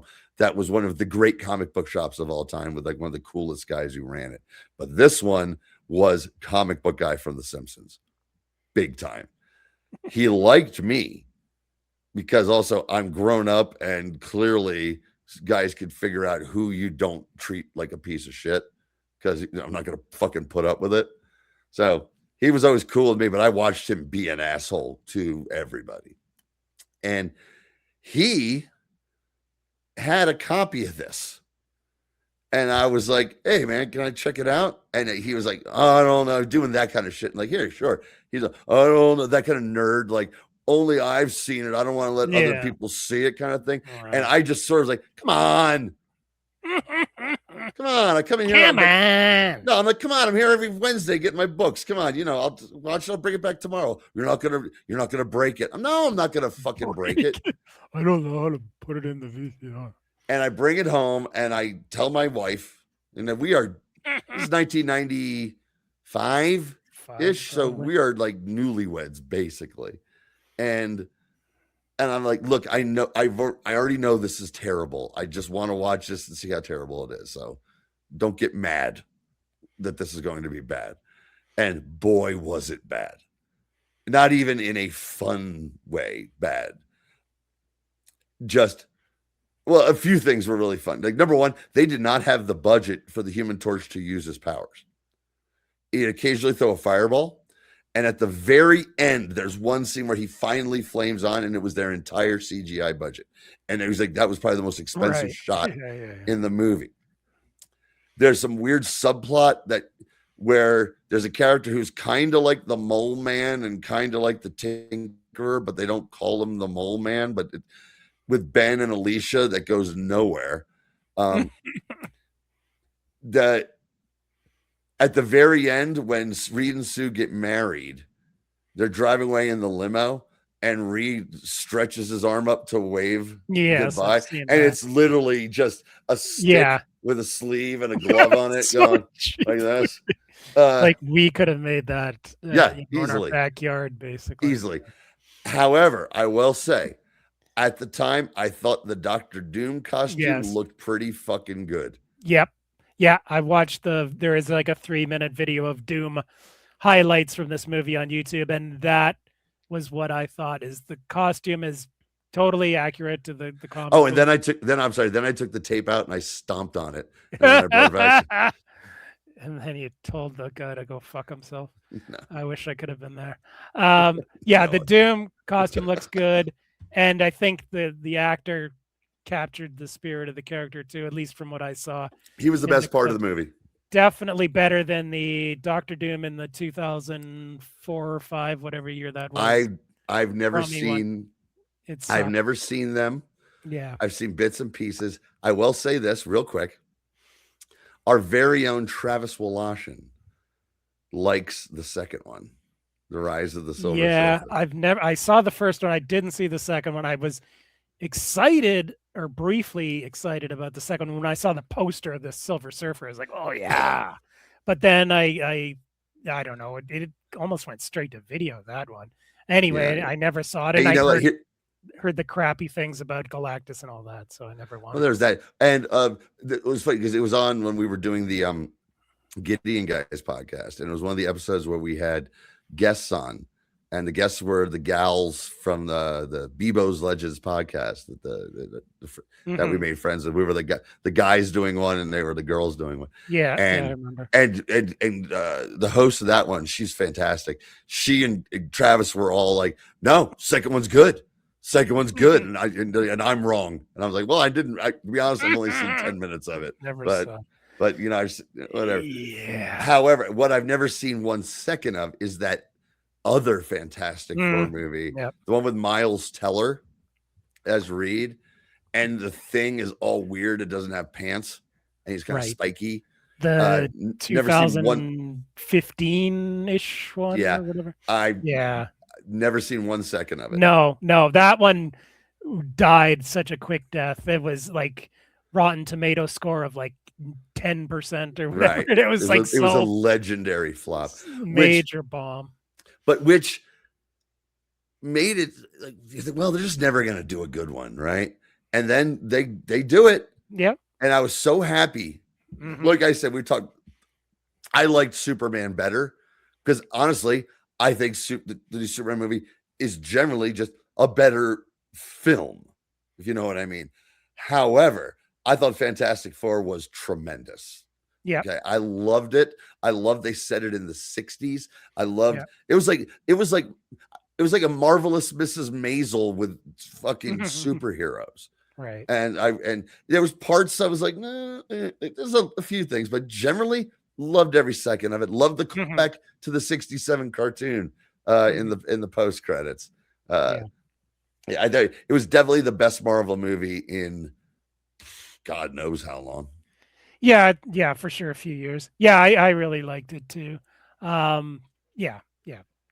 I echo everything you said. Superman, yeah, like a notch or so better, but or more enjoyable, whatever. But yeah, I really like. Well, I didn't. Okay, well, Fantastic Four didn't make me cry, and Superman made me cry. So yeah, there Superman. You go. There's the tiebreaker. But yeah, the '94 one, it's on Internet Archive. You can watch it if you desire. I've heard it described as the Hallmark, version of a superhero movie. Yeah, so it's there. That's funny. That's so funny. It's stuff that was just like I had to fucking strong arm a fat nerd to let me watch it back then, and now you can just you fucking assholes can just watch it at the click of a button. Yeah, so easy. The story, there's two stories as to why it didn't get released. The first is that it was only made to continue holding the rights by whoever That's it was. The story I heard. Like there was like a time limit and they had to do something.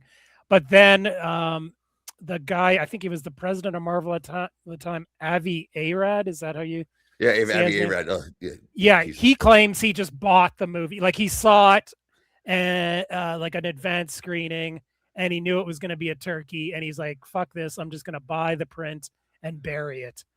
So that's his version. Maybe a little from column A and a little from column B here going on here. But I mean, there was announcements. Like I said, the poster was in the comics. Like it was supposed to be released. And I did not know they advertised this in the comics. I'm pretty sure that first image was in one of the comics. Well, I'd be honest, this would be what, 94, 95? Yeah, I was buying comics. I wasn't buying Marvel comics. I was a DC guy at that time. That was the height of the triangle Supermans and all that stuff. I was a DC guy. Yeah, it was supposed to. The world premiere was supposed to be at the Mall of America in Bloomington, Minnesota. Oh, right next to Pasta Mania. Yeah, January 19th, 1994, but that did not happen. So anyway, again, the documentary is delightful. Yeah, and really, really interesting. It's one of those cases where the documentary film about a failed movie is much better than what they're talking about, and it's not like some amazing documentary. This is like free on Prime, a fan, right. Professionally done by fans. There's a lot of those kinds of documentaries out there, like that Chris Claremont's X-Men, which is very good, but then occasionally cuts to like models dressed up sexily and like Rogue and Phoenix, like and spinning around. Very weird. And here's one thing. Here's what we need to find. Speaking of stuff that used to be like this, and now you can find the Fantastic Four on Internet Archive. I want information about where we can watch the Justice League 90s one where they tried to do My Beloved Funny Justice League. Right. I thought you were going to say that one. Yeah, because I remember being at Kevin Smith's comic book shop for the very first time, and they had it on the TV, and I knew there was no way I was going to bully those guys into letting me take a copy. Could have got him stoned and maybe worked something out. This was going to be a This was TV before Kevin Smith smoked pot. Yeah. Oh, really? Okay. I didn't know he was such a late comer too. No, he got introduced. He got introduced to pot on the set of Zach and Miri Make a Porno. Seth Rogen turned him on to pot. Yeah, Seth Rogen turned him on to pot, and he recently, within the last couple of years, stopped. Okay. Yeah. So that Justice League, that was going to be a TV show, correct? It was a TV pilot. It was a TV movie that maybe they thought they could option to a show. Yeah. I've seen stills of it. It looks very much like the Fantastic Four as far as like it's production value quality. Yeah. It's terrible. Someday. I mean, maybe we have time. It is terrible, and we need to watch it for this show. Yeah. We've got Justice League of America cartoons from the 60s to watch, so that would complement those quite well. Okay. I think we've talked enough about bad media for today. Let's talk about some good stuff. Let's talk about some good comics, shall we? Yeah, like the KKK. The KKK took my baby away, the girl away from me. The KKK took my baby away, the girl away from me.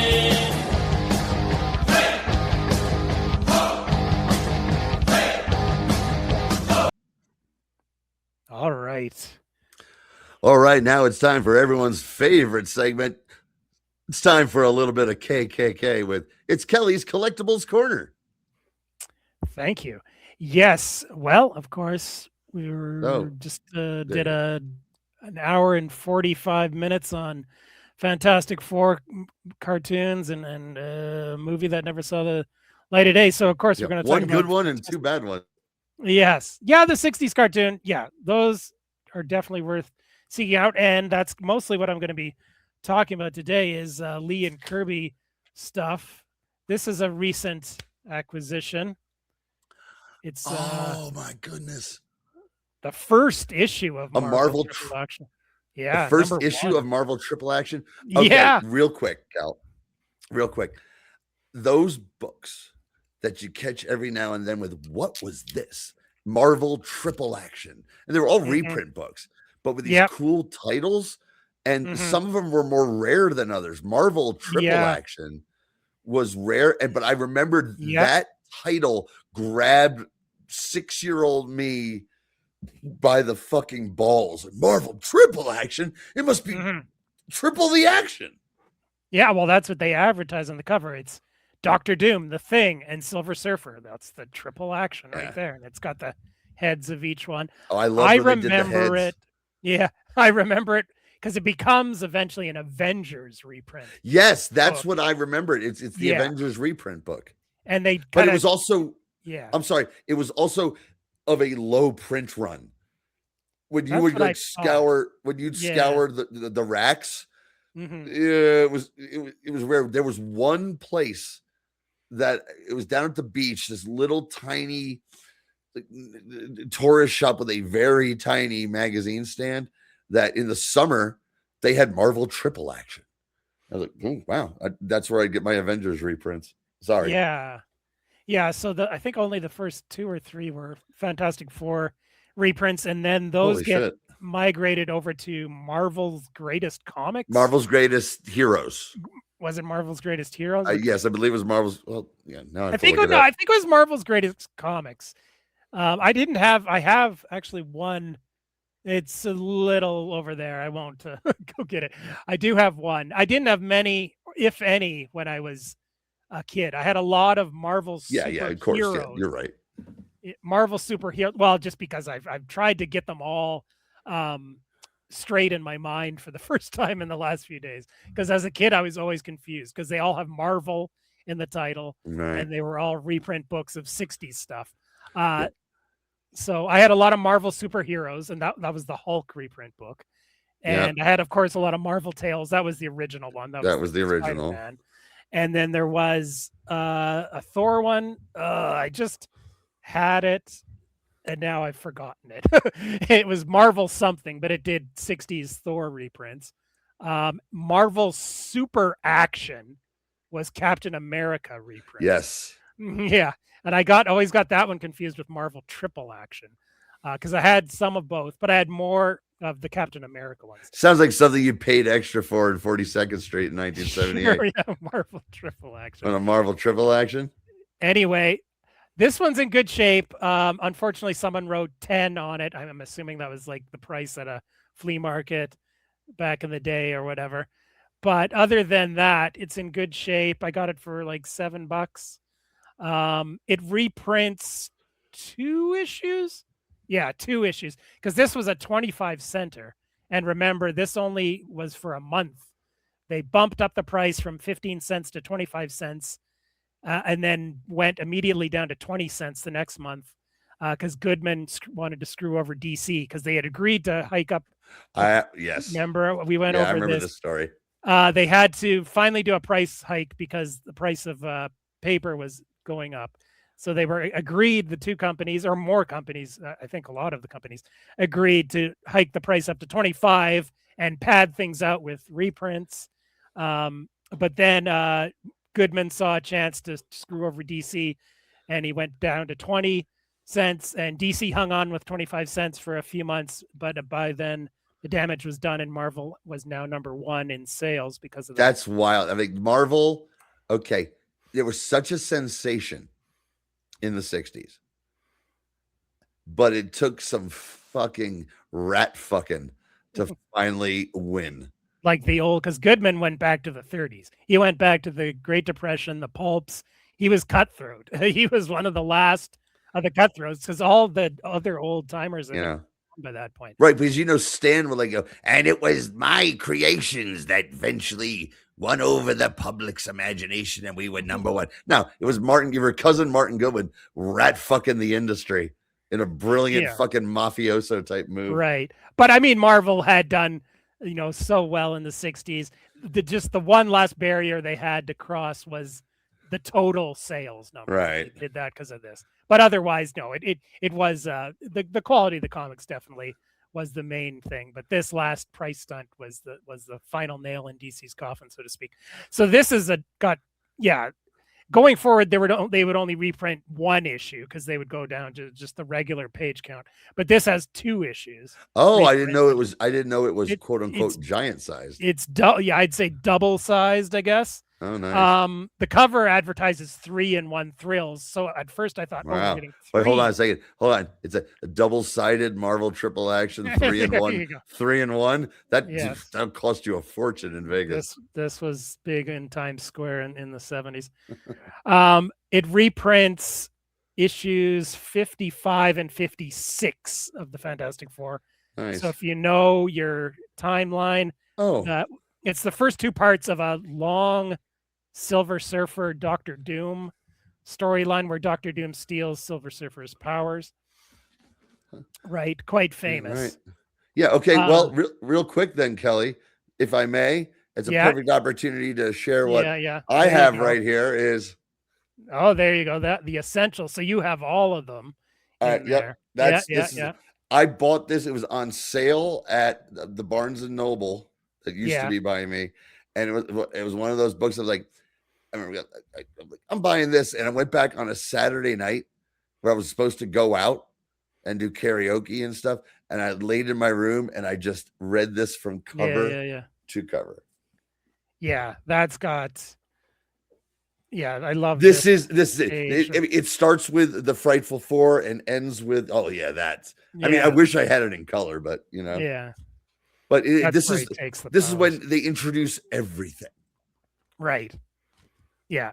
So from like 36 to 60 or so, I want to say. Probably in that one. We've got more Frightful Four. We've got Galactus, Silver Surfer, Black Panther, the Inhumans. Yeah, Black Panther.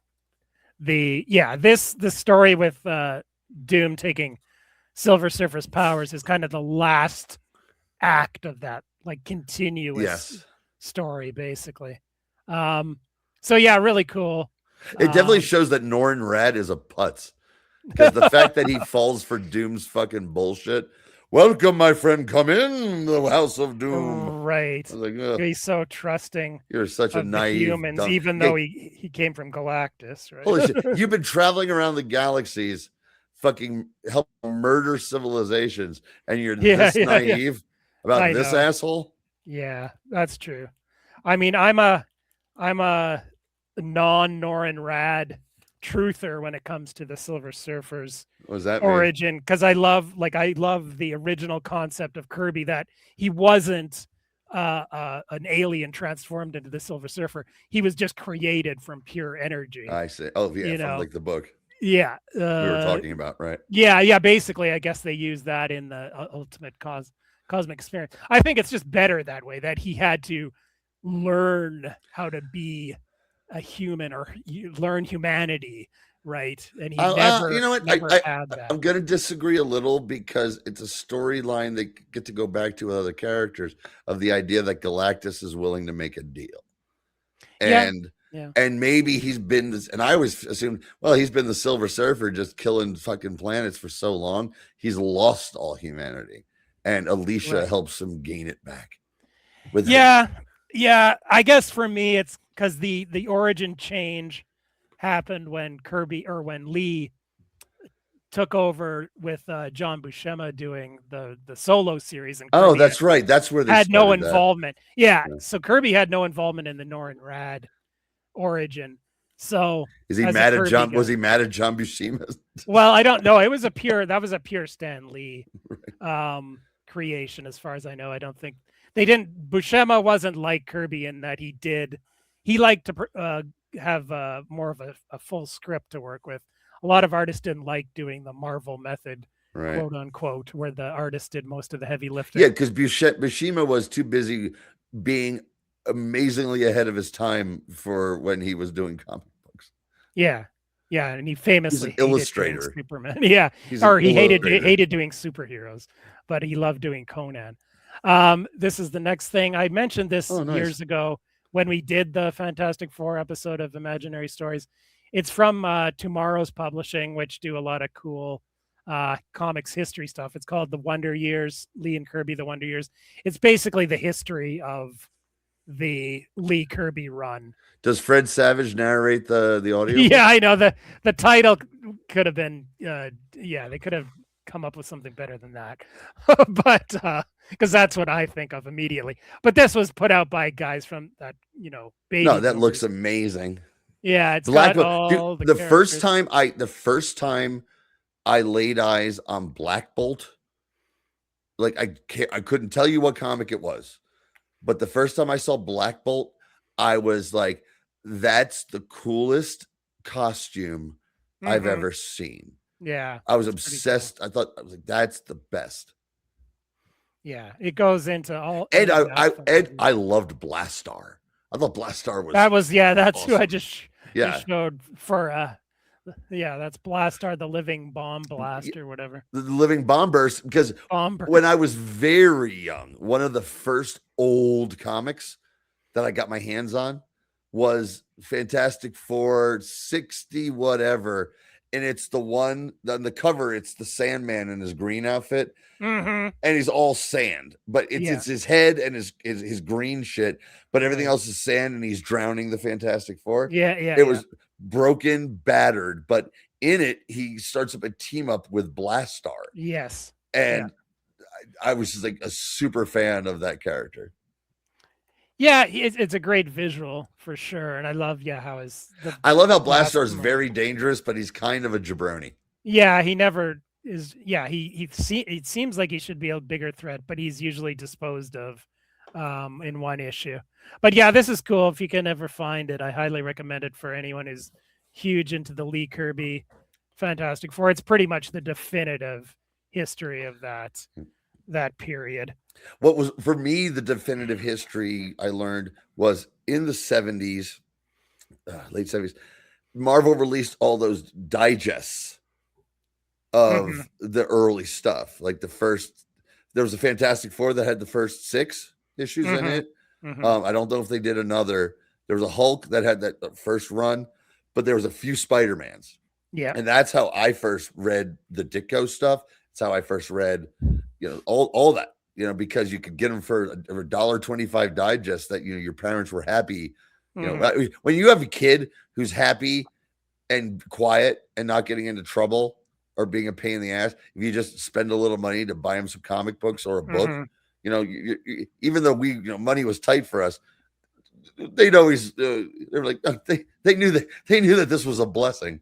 Mm-hmm. Yeah, it was basically the same with me. I was well supplied with comic books and wrestling magazines, and I, for the most part, stayed out of trouble.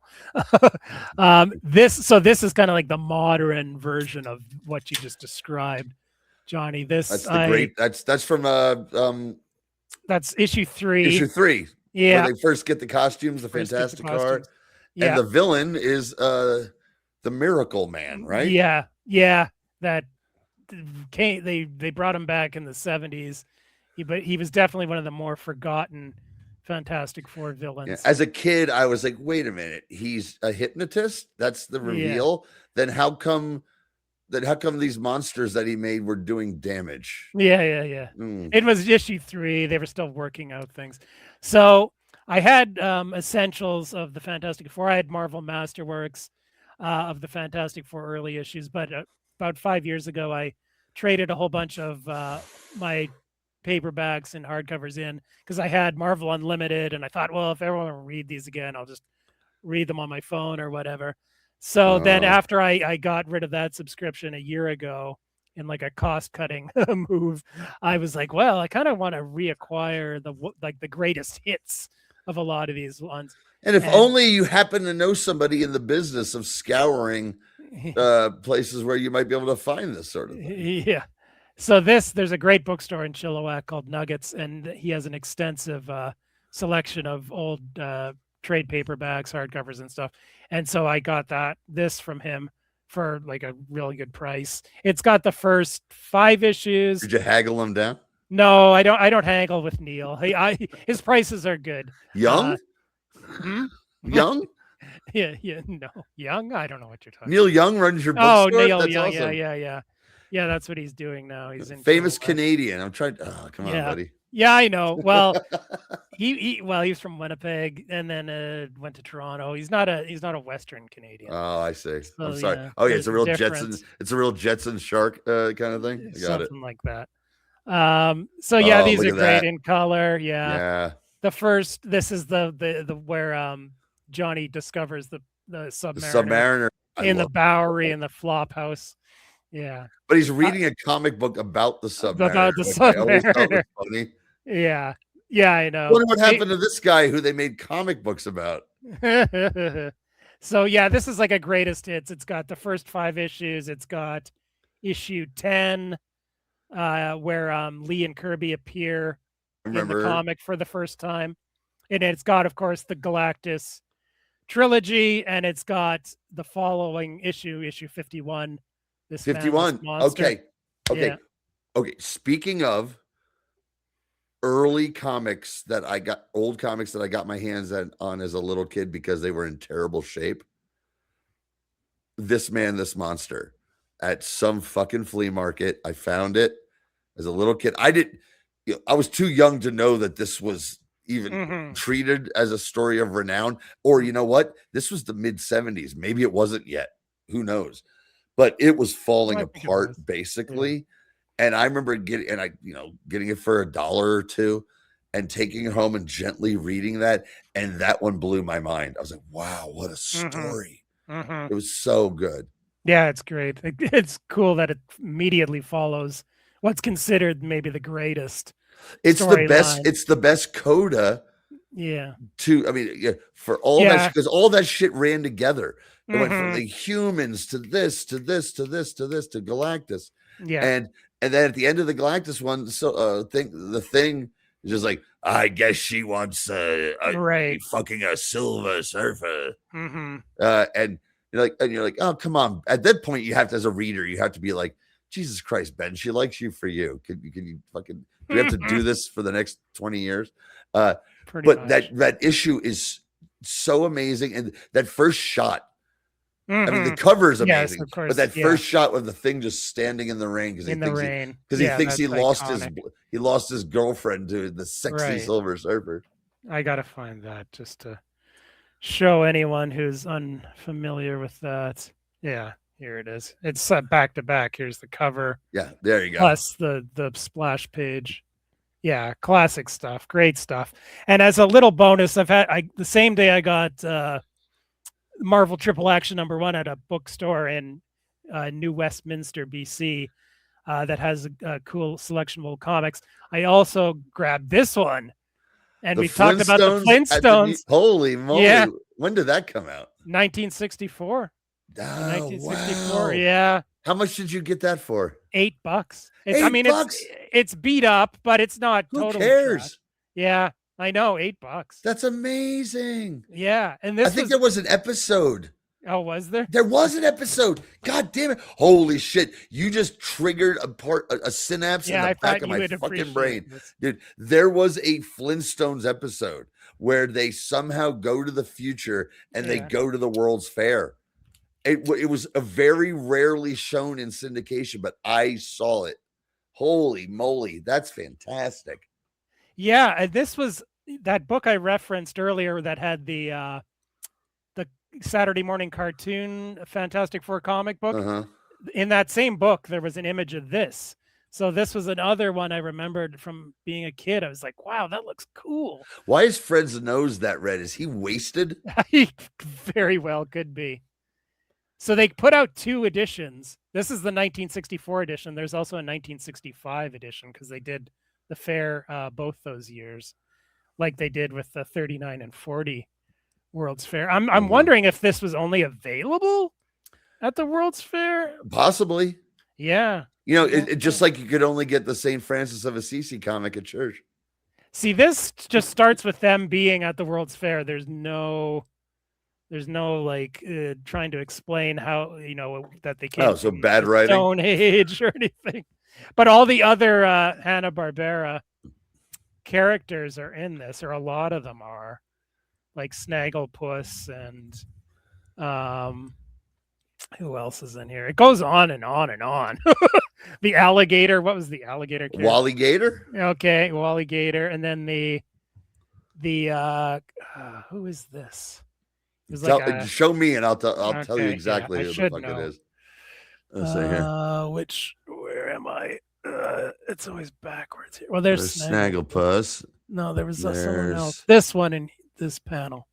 Okay. Who's that? Oh, that's fucking something hyena. Okay. Yeah, I can't. God. I can remember watching those, but I don't remember the name of the character. Huckleberry Hound is in it. And it just goes on and on and on. It's thick. It's like, I don't know how many. It must be like 50 pages or so. No ads. It's all comic. There's not a single ad. I think he's called Hardy Har. Anyway. Yeah, I thought you'd appreciate this, Johnny. I wanted to eventually show it off, and I thought, okay, well, it's been sitting here since I got it. Yeah, it's awesome. Of the cartoon, Lippy the Lion and Hardy Har, but Hardy Har doesn't look like who you just showed me. So yeah, who knows? Anyway, I haven't read it. It's not like I'm gonna read it, really, because it's. Yeah, dude, I would read that from cover to cover. Are you kidding me? Okay. Well, when you come to Vancouver, and it's coming up less than 3 weeks, Johnny. Yeah, 3 weeks. I'll be up there, baby. Vancouver. I'll bring it with me, and we can. Okay. I can let you. I'll lend it to you for a night or two or something. Oh yeah. Oh well, it'll come back sticky. Okay. No, I wouldn't do that. I definitely won't read it on the shitter though. That's okay. Will happen. Sorry. Okay, let's do the letters. Hey, let's do one more thing. I've got one. Oh, you got one more. Okay. Oh yeah, something. When I moved here from New Jersey, when my marriage ended, and I grabbed everything I could pack into a Saturn. So basically clothes, some pictures, a couple of books, and definitely this. Nice. Oh yeah, you've mentioned this numerous times. Yeah, but this is the best time to ever show it. My ex-wife got me this for Christmas at the great comic book shop with the wonderful man who used to run it. She got that there. This thing is the dopest. And yes, if someone broke in, I could brain someone with this thing. It looks hefty. Wow. Cool. I finally get to see that after all these years. Sweet. Well, it's Fantastic Four. I've got other stuff I could show you, of course, but I think we're good for that, and then we'll do some letters here. There we go. And then we'll call it a night. And where we go to do? Oh no! Whoops! I got to do this first and get this up on stage.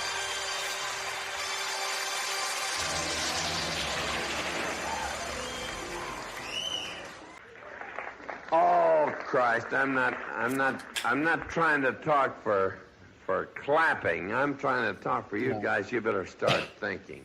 It's getting to be goddamn ridiculous. It is goddamn ridiculous, isn't it? It's for goddamn ridiculous. What a great guy Duke is, right? Yes. Our biggest fan, who is wrote a letter for every episode, or responding, starting. So much so, this is his segment. Anyone else? And by the way, anyone who happens to be checking this out, again, in the YouTube comments, whatever, we'll read whatever you got to say. But you're entering Duke's world. This is his segment. Yeah, it is the Duke segment. So he goes, I guess I should, and this is from PWO, of course. I guess I should check out that Corn Sweat Superman if Johnny says it's better than the classic. You need to Reeves. do it, buddy. So yes, you should do. Get on that. It's an amazing movie. He did catch the Fantastic Four in the theater last summer, he wrote. But it sounds like I made a poor choice. No, you didn't. No, not at all. No, Fantastic Four is great too. I did see both in the theater. See, I saw Fantastic Four at home on a very large television. So yeah, I mean, you don't need to see it in the theater. I just happened to be, Julie and I were in Victoria. One of my best friends, David, lives in Victoria. He's a huge comic book fan, and I told him, wait until we get there, and then we'll go together to watch Fantastic Four, and we did. Great stuff. And so Duke continues, I know a lot of people find Superman boring, but I think that comes from differences in what people want out of comic books and other media. People who want a lot of high stakes and danger and overcoming the odds, or more dramatic stories, may prefer something from Marvel. In the golden age of comics, I don't believe people weren't looking for complicated plots. They wanted to see bad guys get what they deserved. That's the essence of what Superman was. They set up a villain, then had Superman bring them to justice. It was cathartic in the time of the Great Depression and World War II. And then as a kid, that's what drew me to Superman, the Lone Ranger, and Hulk Hogan. Oh, what a triumvirate that is. Yeah, one of those things is not like the other. Yes. They were going to seek out the evildoer and give them what they deserved. Yeah, well, I guess that's what old Hoagie was back in the 80s. Let me tell you something, brother. I remember me and the Lone Ranger were. I invented Superman, brother. You don't tug on Superman's cape. You don't take the mask off the old Lone Ranger, and you don't mess around with Hulk, baby. Jerry Siegel dude was like, Hulk Hogan, brother. I need an idea for a comic book, brother. Originally, let me tell you something, brother. Originally, Jim Croce had me in that song with Superman and the Lone Ranger. Yeah. But Vince McMahon Sr. wouldn't let me be in the song. Yeah, so he would have fired me. Yeah. Okay, so, and continuing on, also seeing that creepy Pa Kent image. Oh, I should have brought it back. And the Robin is coming soon line later on reminded me of when I was reading Fantastic Four number 21 yesterday. Also, this is timely. And read Torch's line from this panel, which could be taken very darkly. Let me see if I can. You won't be able to see that. No, maybe you will. He says something about like if you weren't my sister, I'd bang you. What? I don't know. Is it? It says, "Hey, what the? Oh, it must be the Invisible Girl, the original Miss Phony of 1963. Try that again, and I'll forget you're my sister, which would be a pleasure." Oh, that's half of my Pornhub. Things comes out, right? Because she splashed water on him, putting out his flame. And now I'm gonna have to. You know what? And now, Sue. My clothes are all wet, so put them in the washing machine. Now get in there all the way. Oh, are you stuck? Flame on, sis. Oh my. Was this story of Superboy being blind ever in the comics? Yes. Yeah, it was. Yeah, I'm sure probably multiple times. No, over the I years. know what I guarantee. After we did that show, I was like, I know there was definitely a Crypto is a seeing eye dog for Superboy. Between the Superboy comic and Adventure Comics, I guarantee Yeah, that happened. it must have happened. He says he feels like he read this somewhere before, but I don't think I watched the show. But maybe a long time ago I did see it. I love that funny pronunciation of robot. There's another podcast I listen to about old pop culture stuff where they always say robots, and I always assumed it was a regional thing, like in some areas they call pop soda. I think maybe it kind of is a regional thing. Yeah. Yeah. No. No. But no, soda, yes. Robots, no. Not robots. Well, I know the regional thing, soda, pop, and Coke, but robots, I don't know. No, that's just. Oh, by the way, I just looked it up, guys. Adventure Comics. Okay. Let's see, number 259. So that would be very early 60s, late 50s. Superboy and Superdog team up in The Blind Boy of Steel. And it's exactly what you'd imagine, but instead of glasses, or he's got a white, like a white gauze over his eyes. All right, of course. They're flying over Smallville, and he says, "Faithful Crypto, now that I'm doomed to a life of blindness, from this day on, you must be my flying seeing eye dog." And it says, in a story so terrible, I had to check who was to blame. Otto Binder. Superboy spots a kryptonite meteor crash on a deserted island and brings his crew of Superboy robots to learn how they should act when they're exposed to Green K. And that goes on and makes them go blind. So, okay. You know what? Bad. That sounds like paradise to what I like to read. Yeah, Sorry. that sounds like a Starkey modern fan. Yeah, what a douchebag. All these comics are so dude, I bad. collect those Superboy comics of the 60s were my favorite thing when I was 10 years old. Yeah, I mean, you got to pace yourself with those. You can't read a bunch of them in a row because they're so repetitive, but they are very fun in small doses. So lastly, that's funny about kids in the 50s and 60s jumping off roofs, trying to fly. I think my mom told me that my dad jumped off my grandmother's chicken coop as a kid trying to fly. That's great. I'm a bit younger than you guys, but I remember in the late 80s hearing about kids climbing down in the sewers looking for the Ninja Turtles. Oh, that's right. The same thing. I remembered trying to do that just because you could, not because of the Ninja Turtles. It was like I was climbing down to try and find Pennywise and kick his fucking ass. Just the mystery of the sewer. Scared. It was like, but it's a good thing we didn't get down there. Anyway, this is such a fun podcast. Again, thank you guys so much. Thank you. You're so the best. much. Thank you, Bert. Thank you. Yeah. And we do have a brief one from YouTube from Travis. Oh, okay. Yeah, who I think he had tried to comment. Right. Oh, I saw this. Yeah. Right. I thought I has shared my link to Max the 2,000-year-old mouse last week. I'll work on that grammar, Travis. I will try again after leaving a comment without the link. It would also air after Rocket Robin Hood early on Saturday mornings. So yes, the 2,000-year-old mouse. Did you ever get Rocket Robin Hood? No, not at all. So that was a Canadian. It was like a co-production, Canadian-American co-production, like the Hercules cartoon I was talking about the other time. And it's very like the animation is almost exactly the same. Basically, the gimmick was it was Robin Hood in the future. With that they could fly. And I love that. I love that you just read Duke's amazingly well written and beautiful missive, and then have to quote Travis fucking up on a YouTube comment. Yeah. That's great. Love it.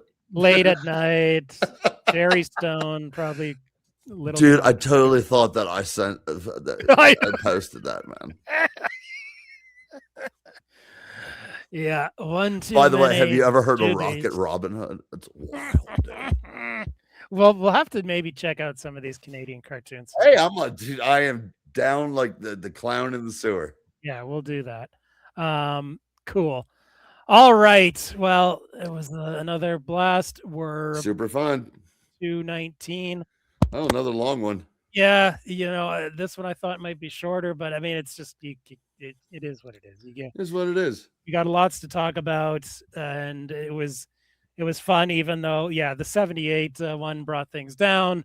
But anyway, talking You know how about much with everything that's going on in my country, you know how great it was to be able to fucking blow off some steam yelling about Herbie.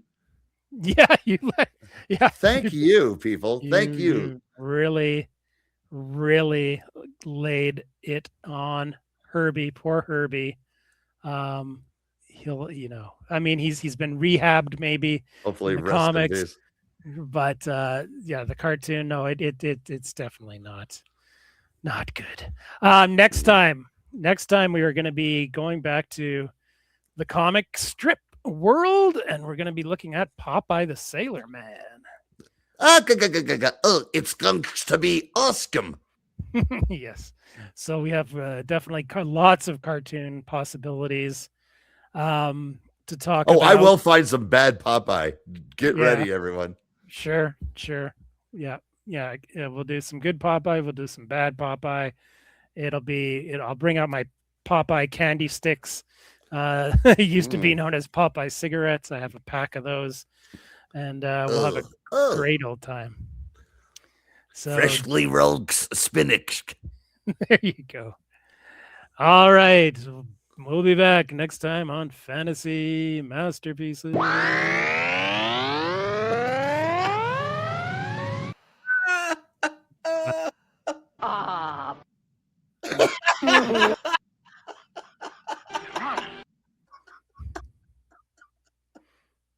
Holy shit.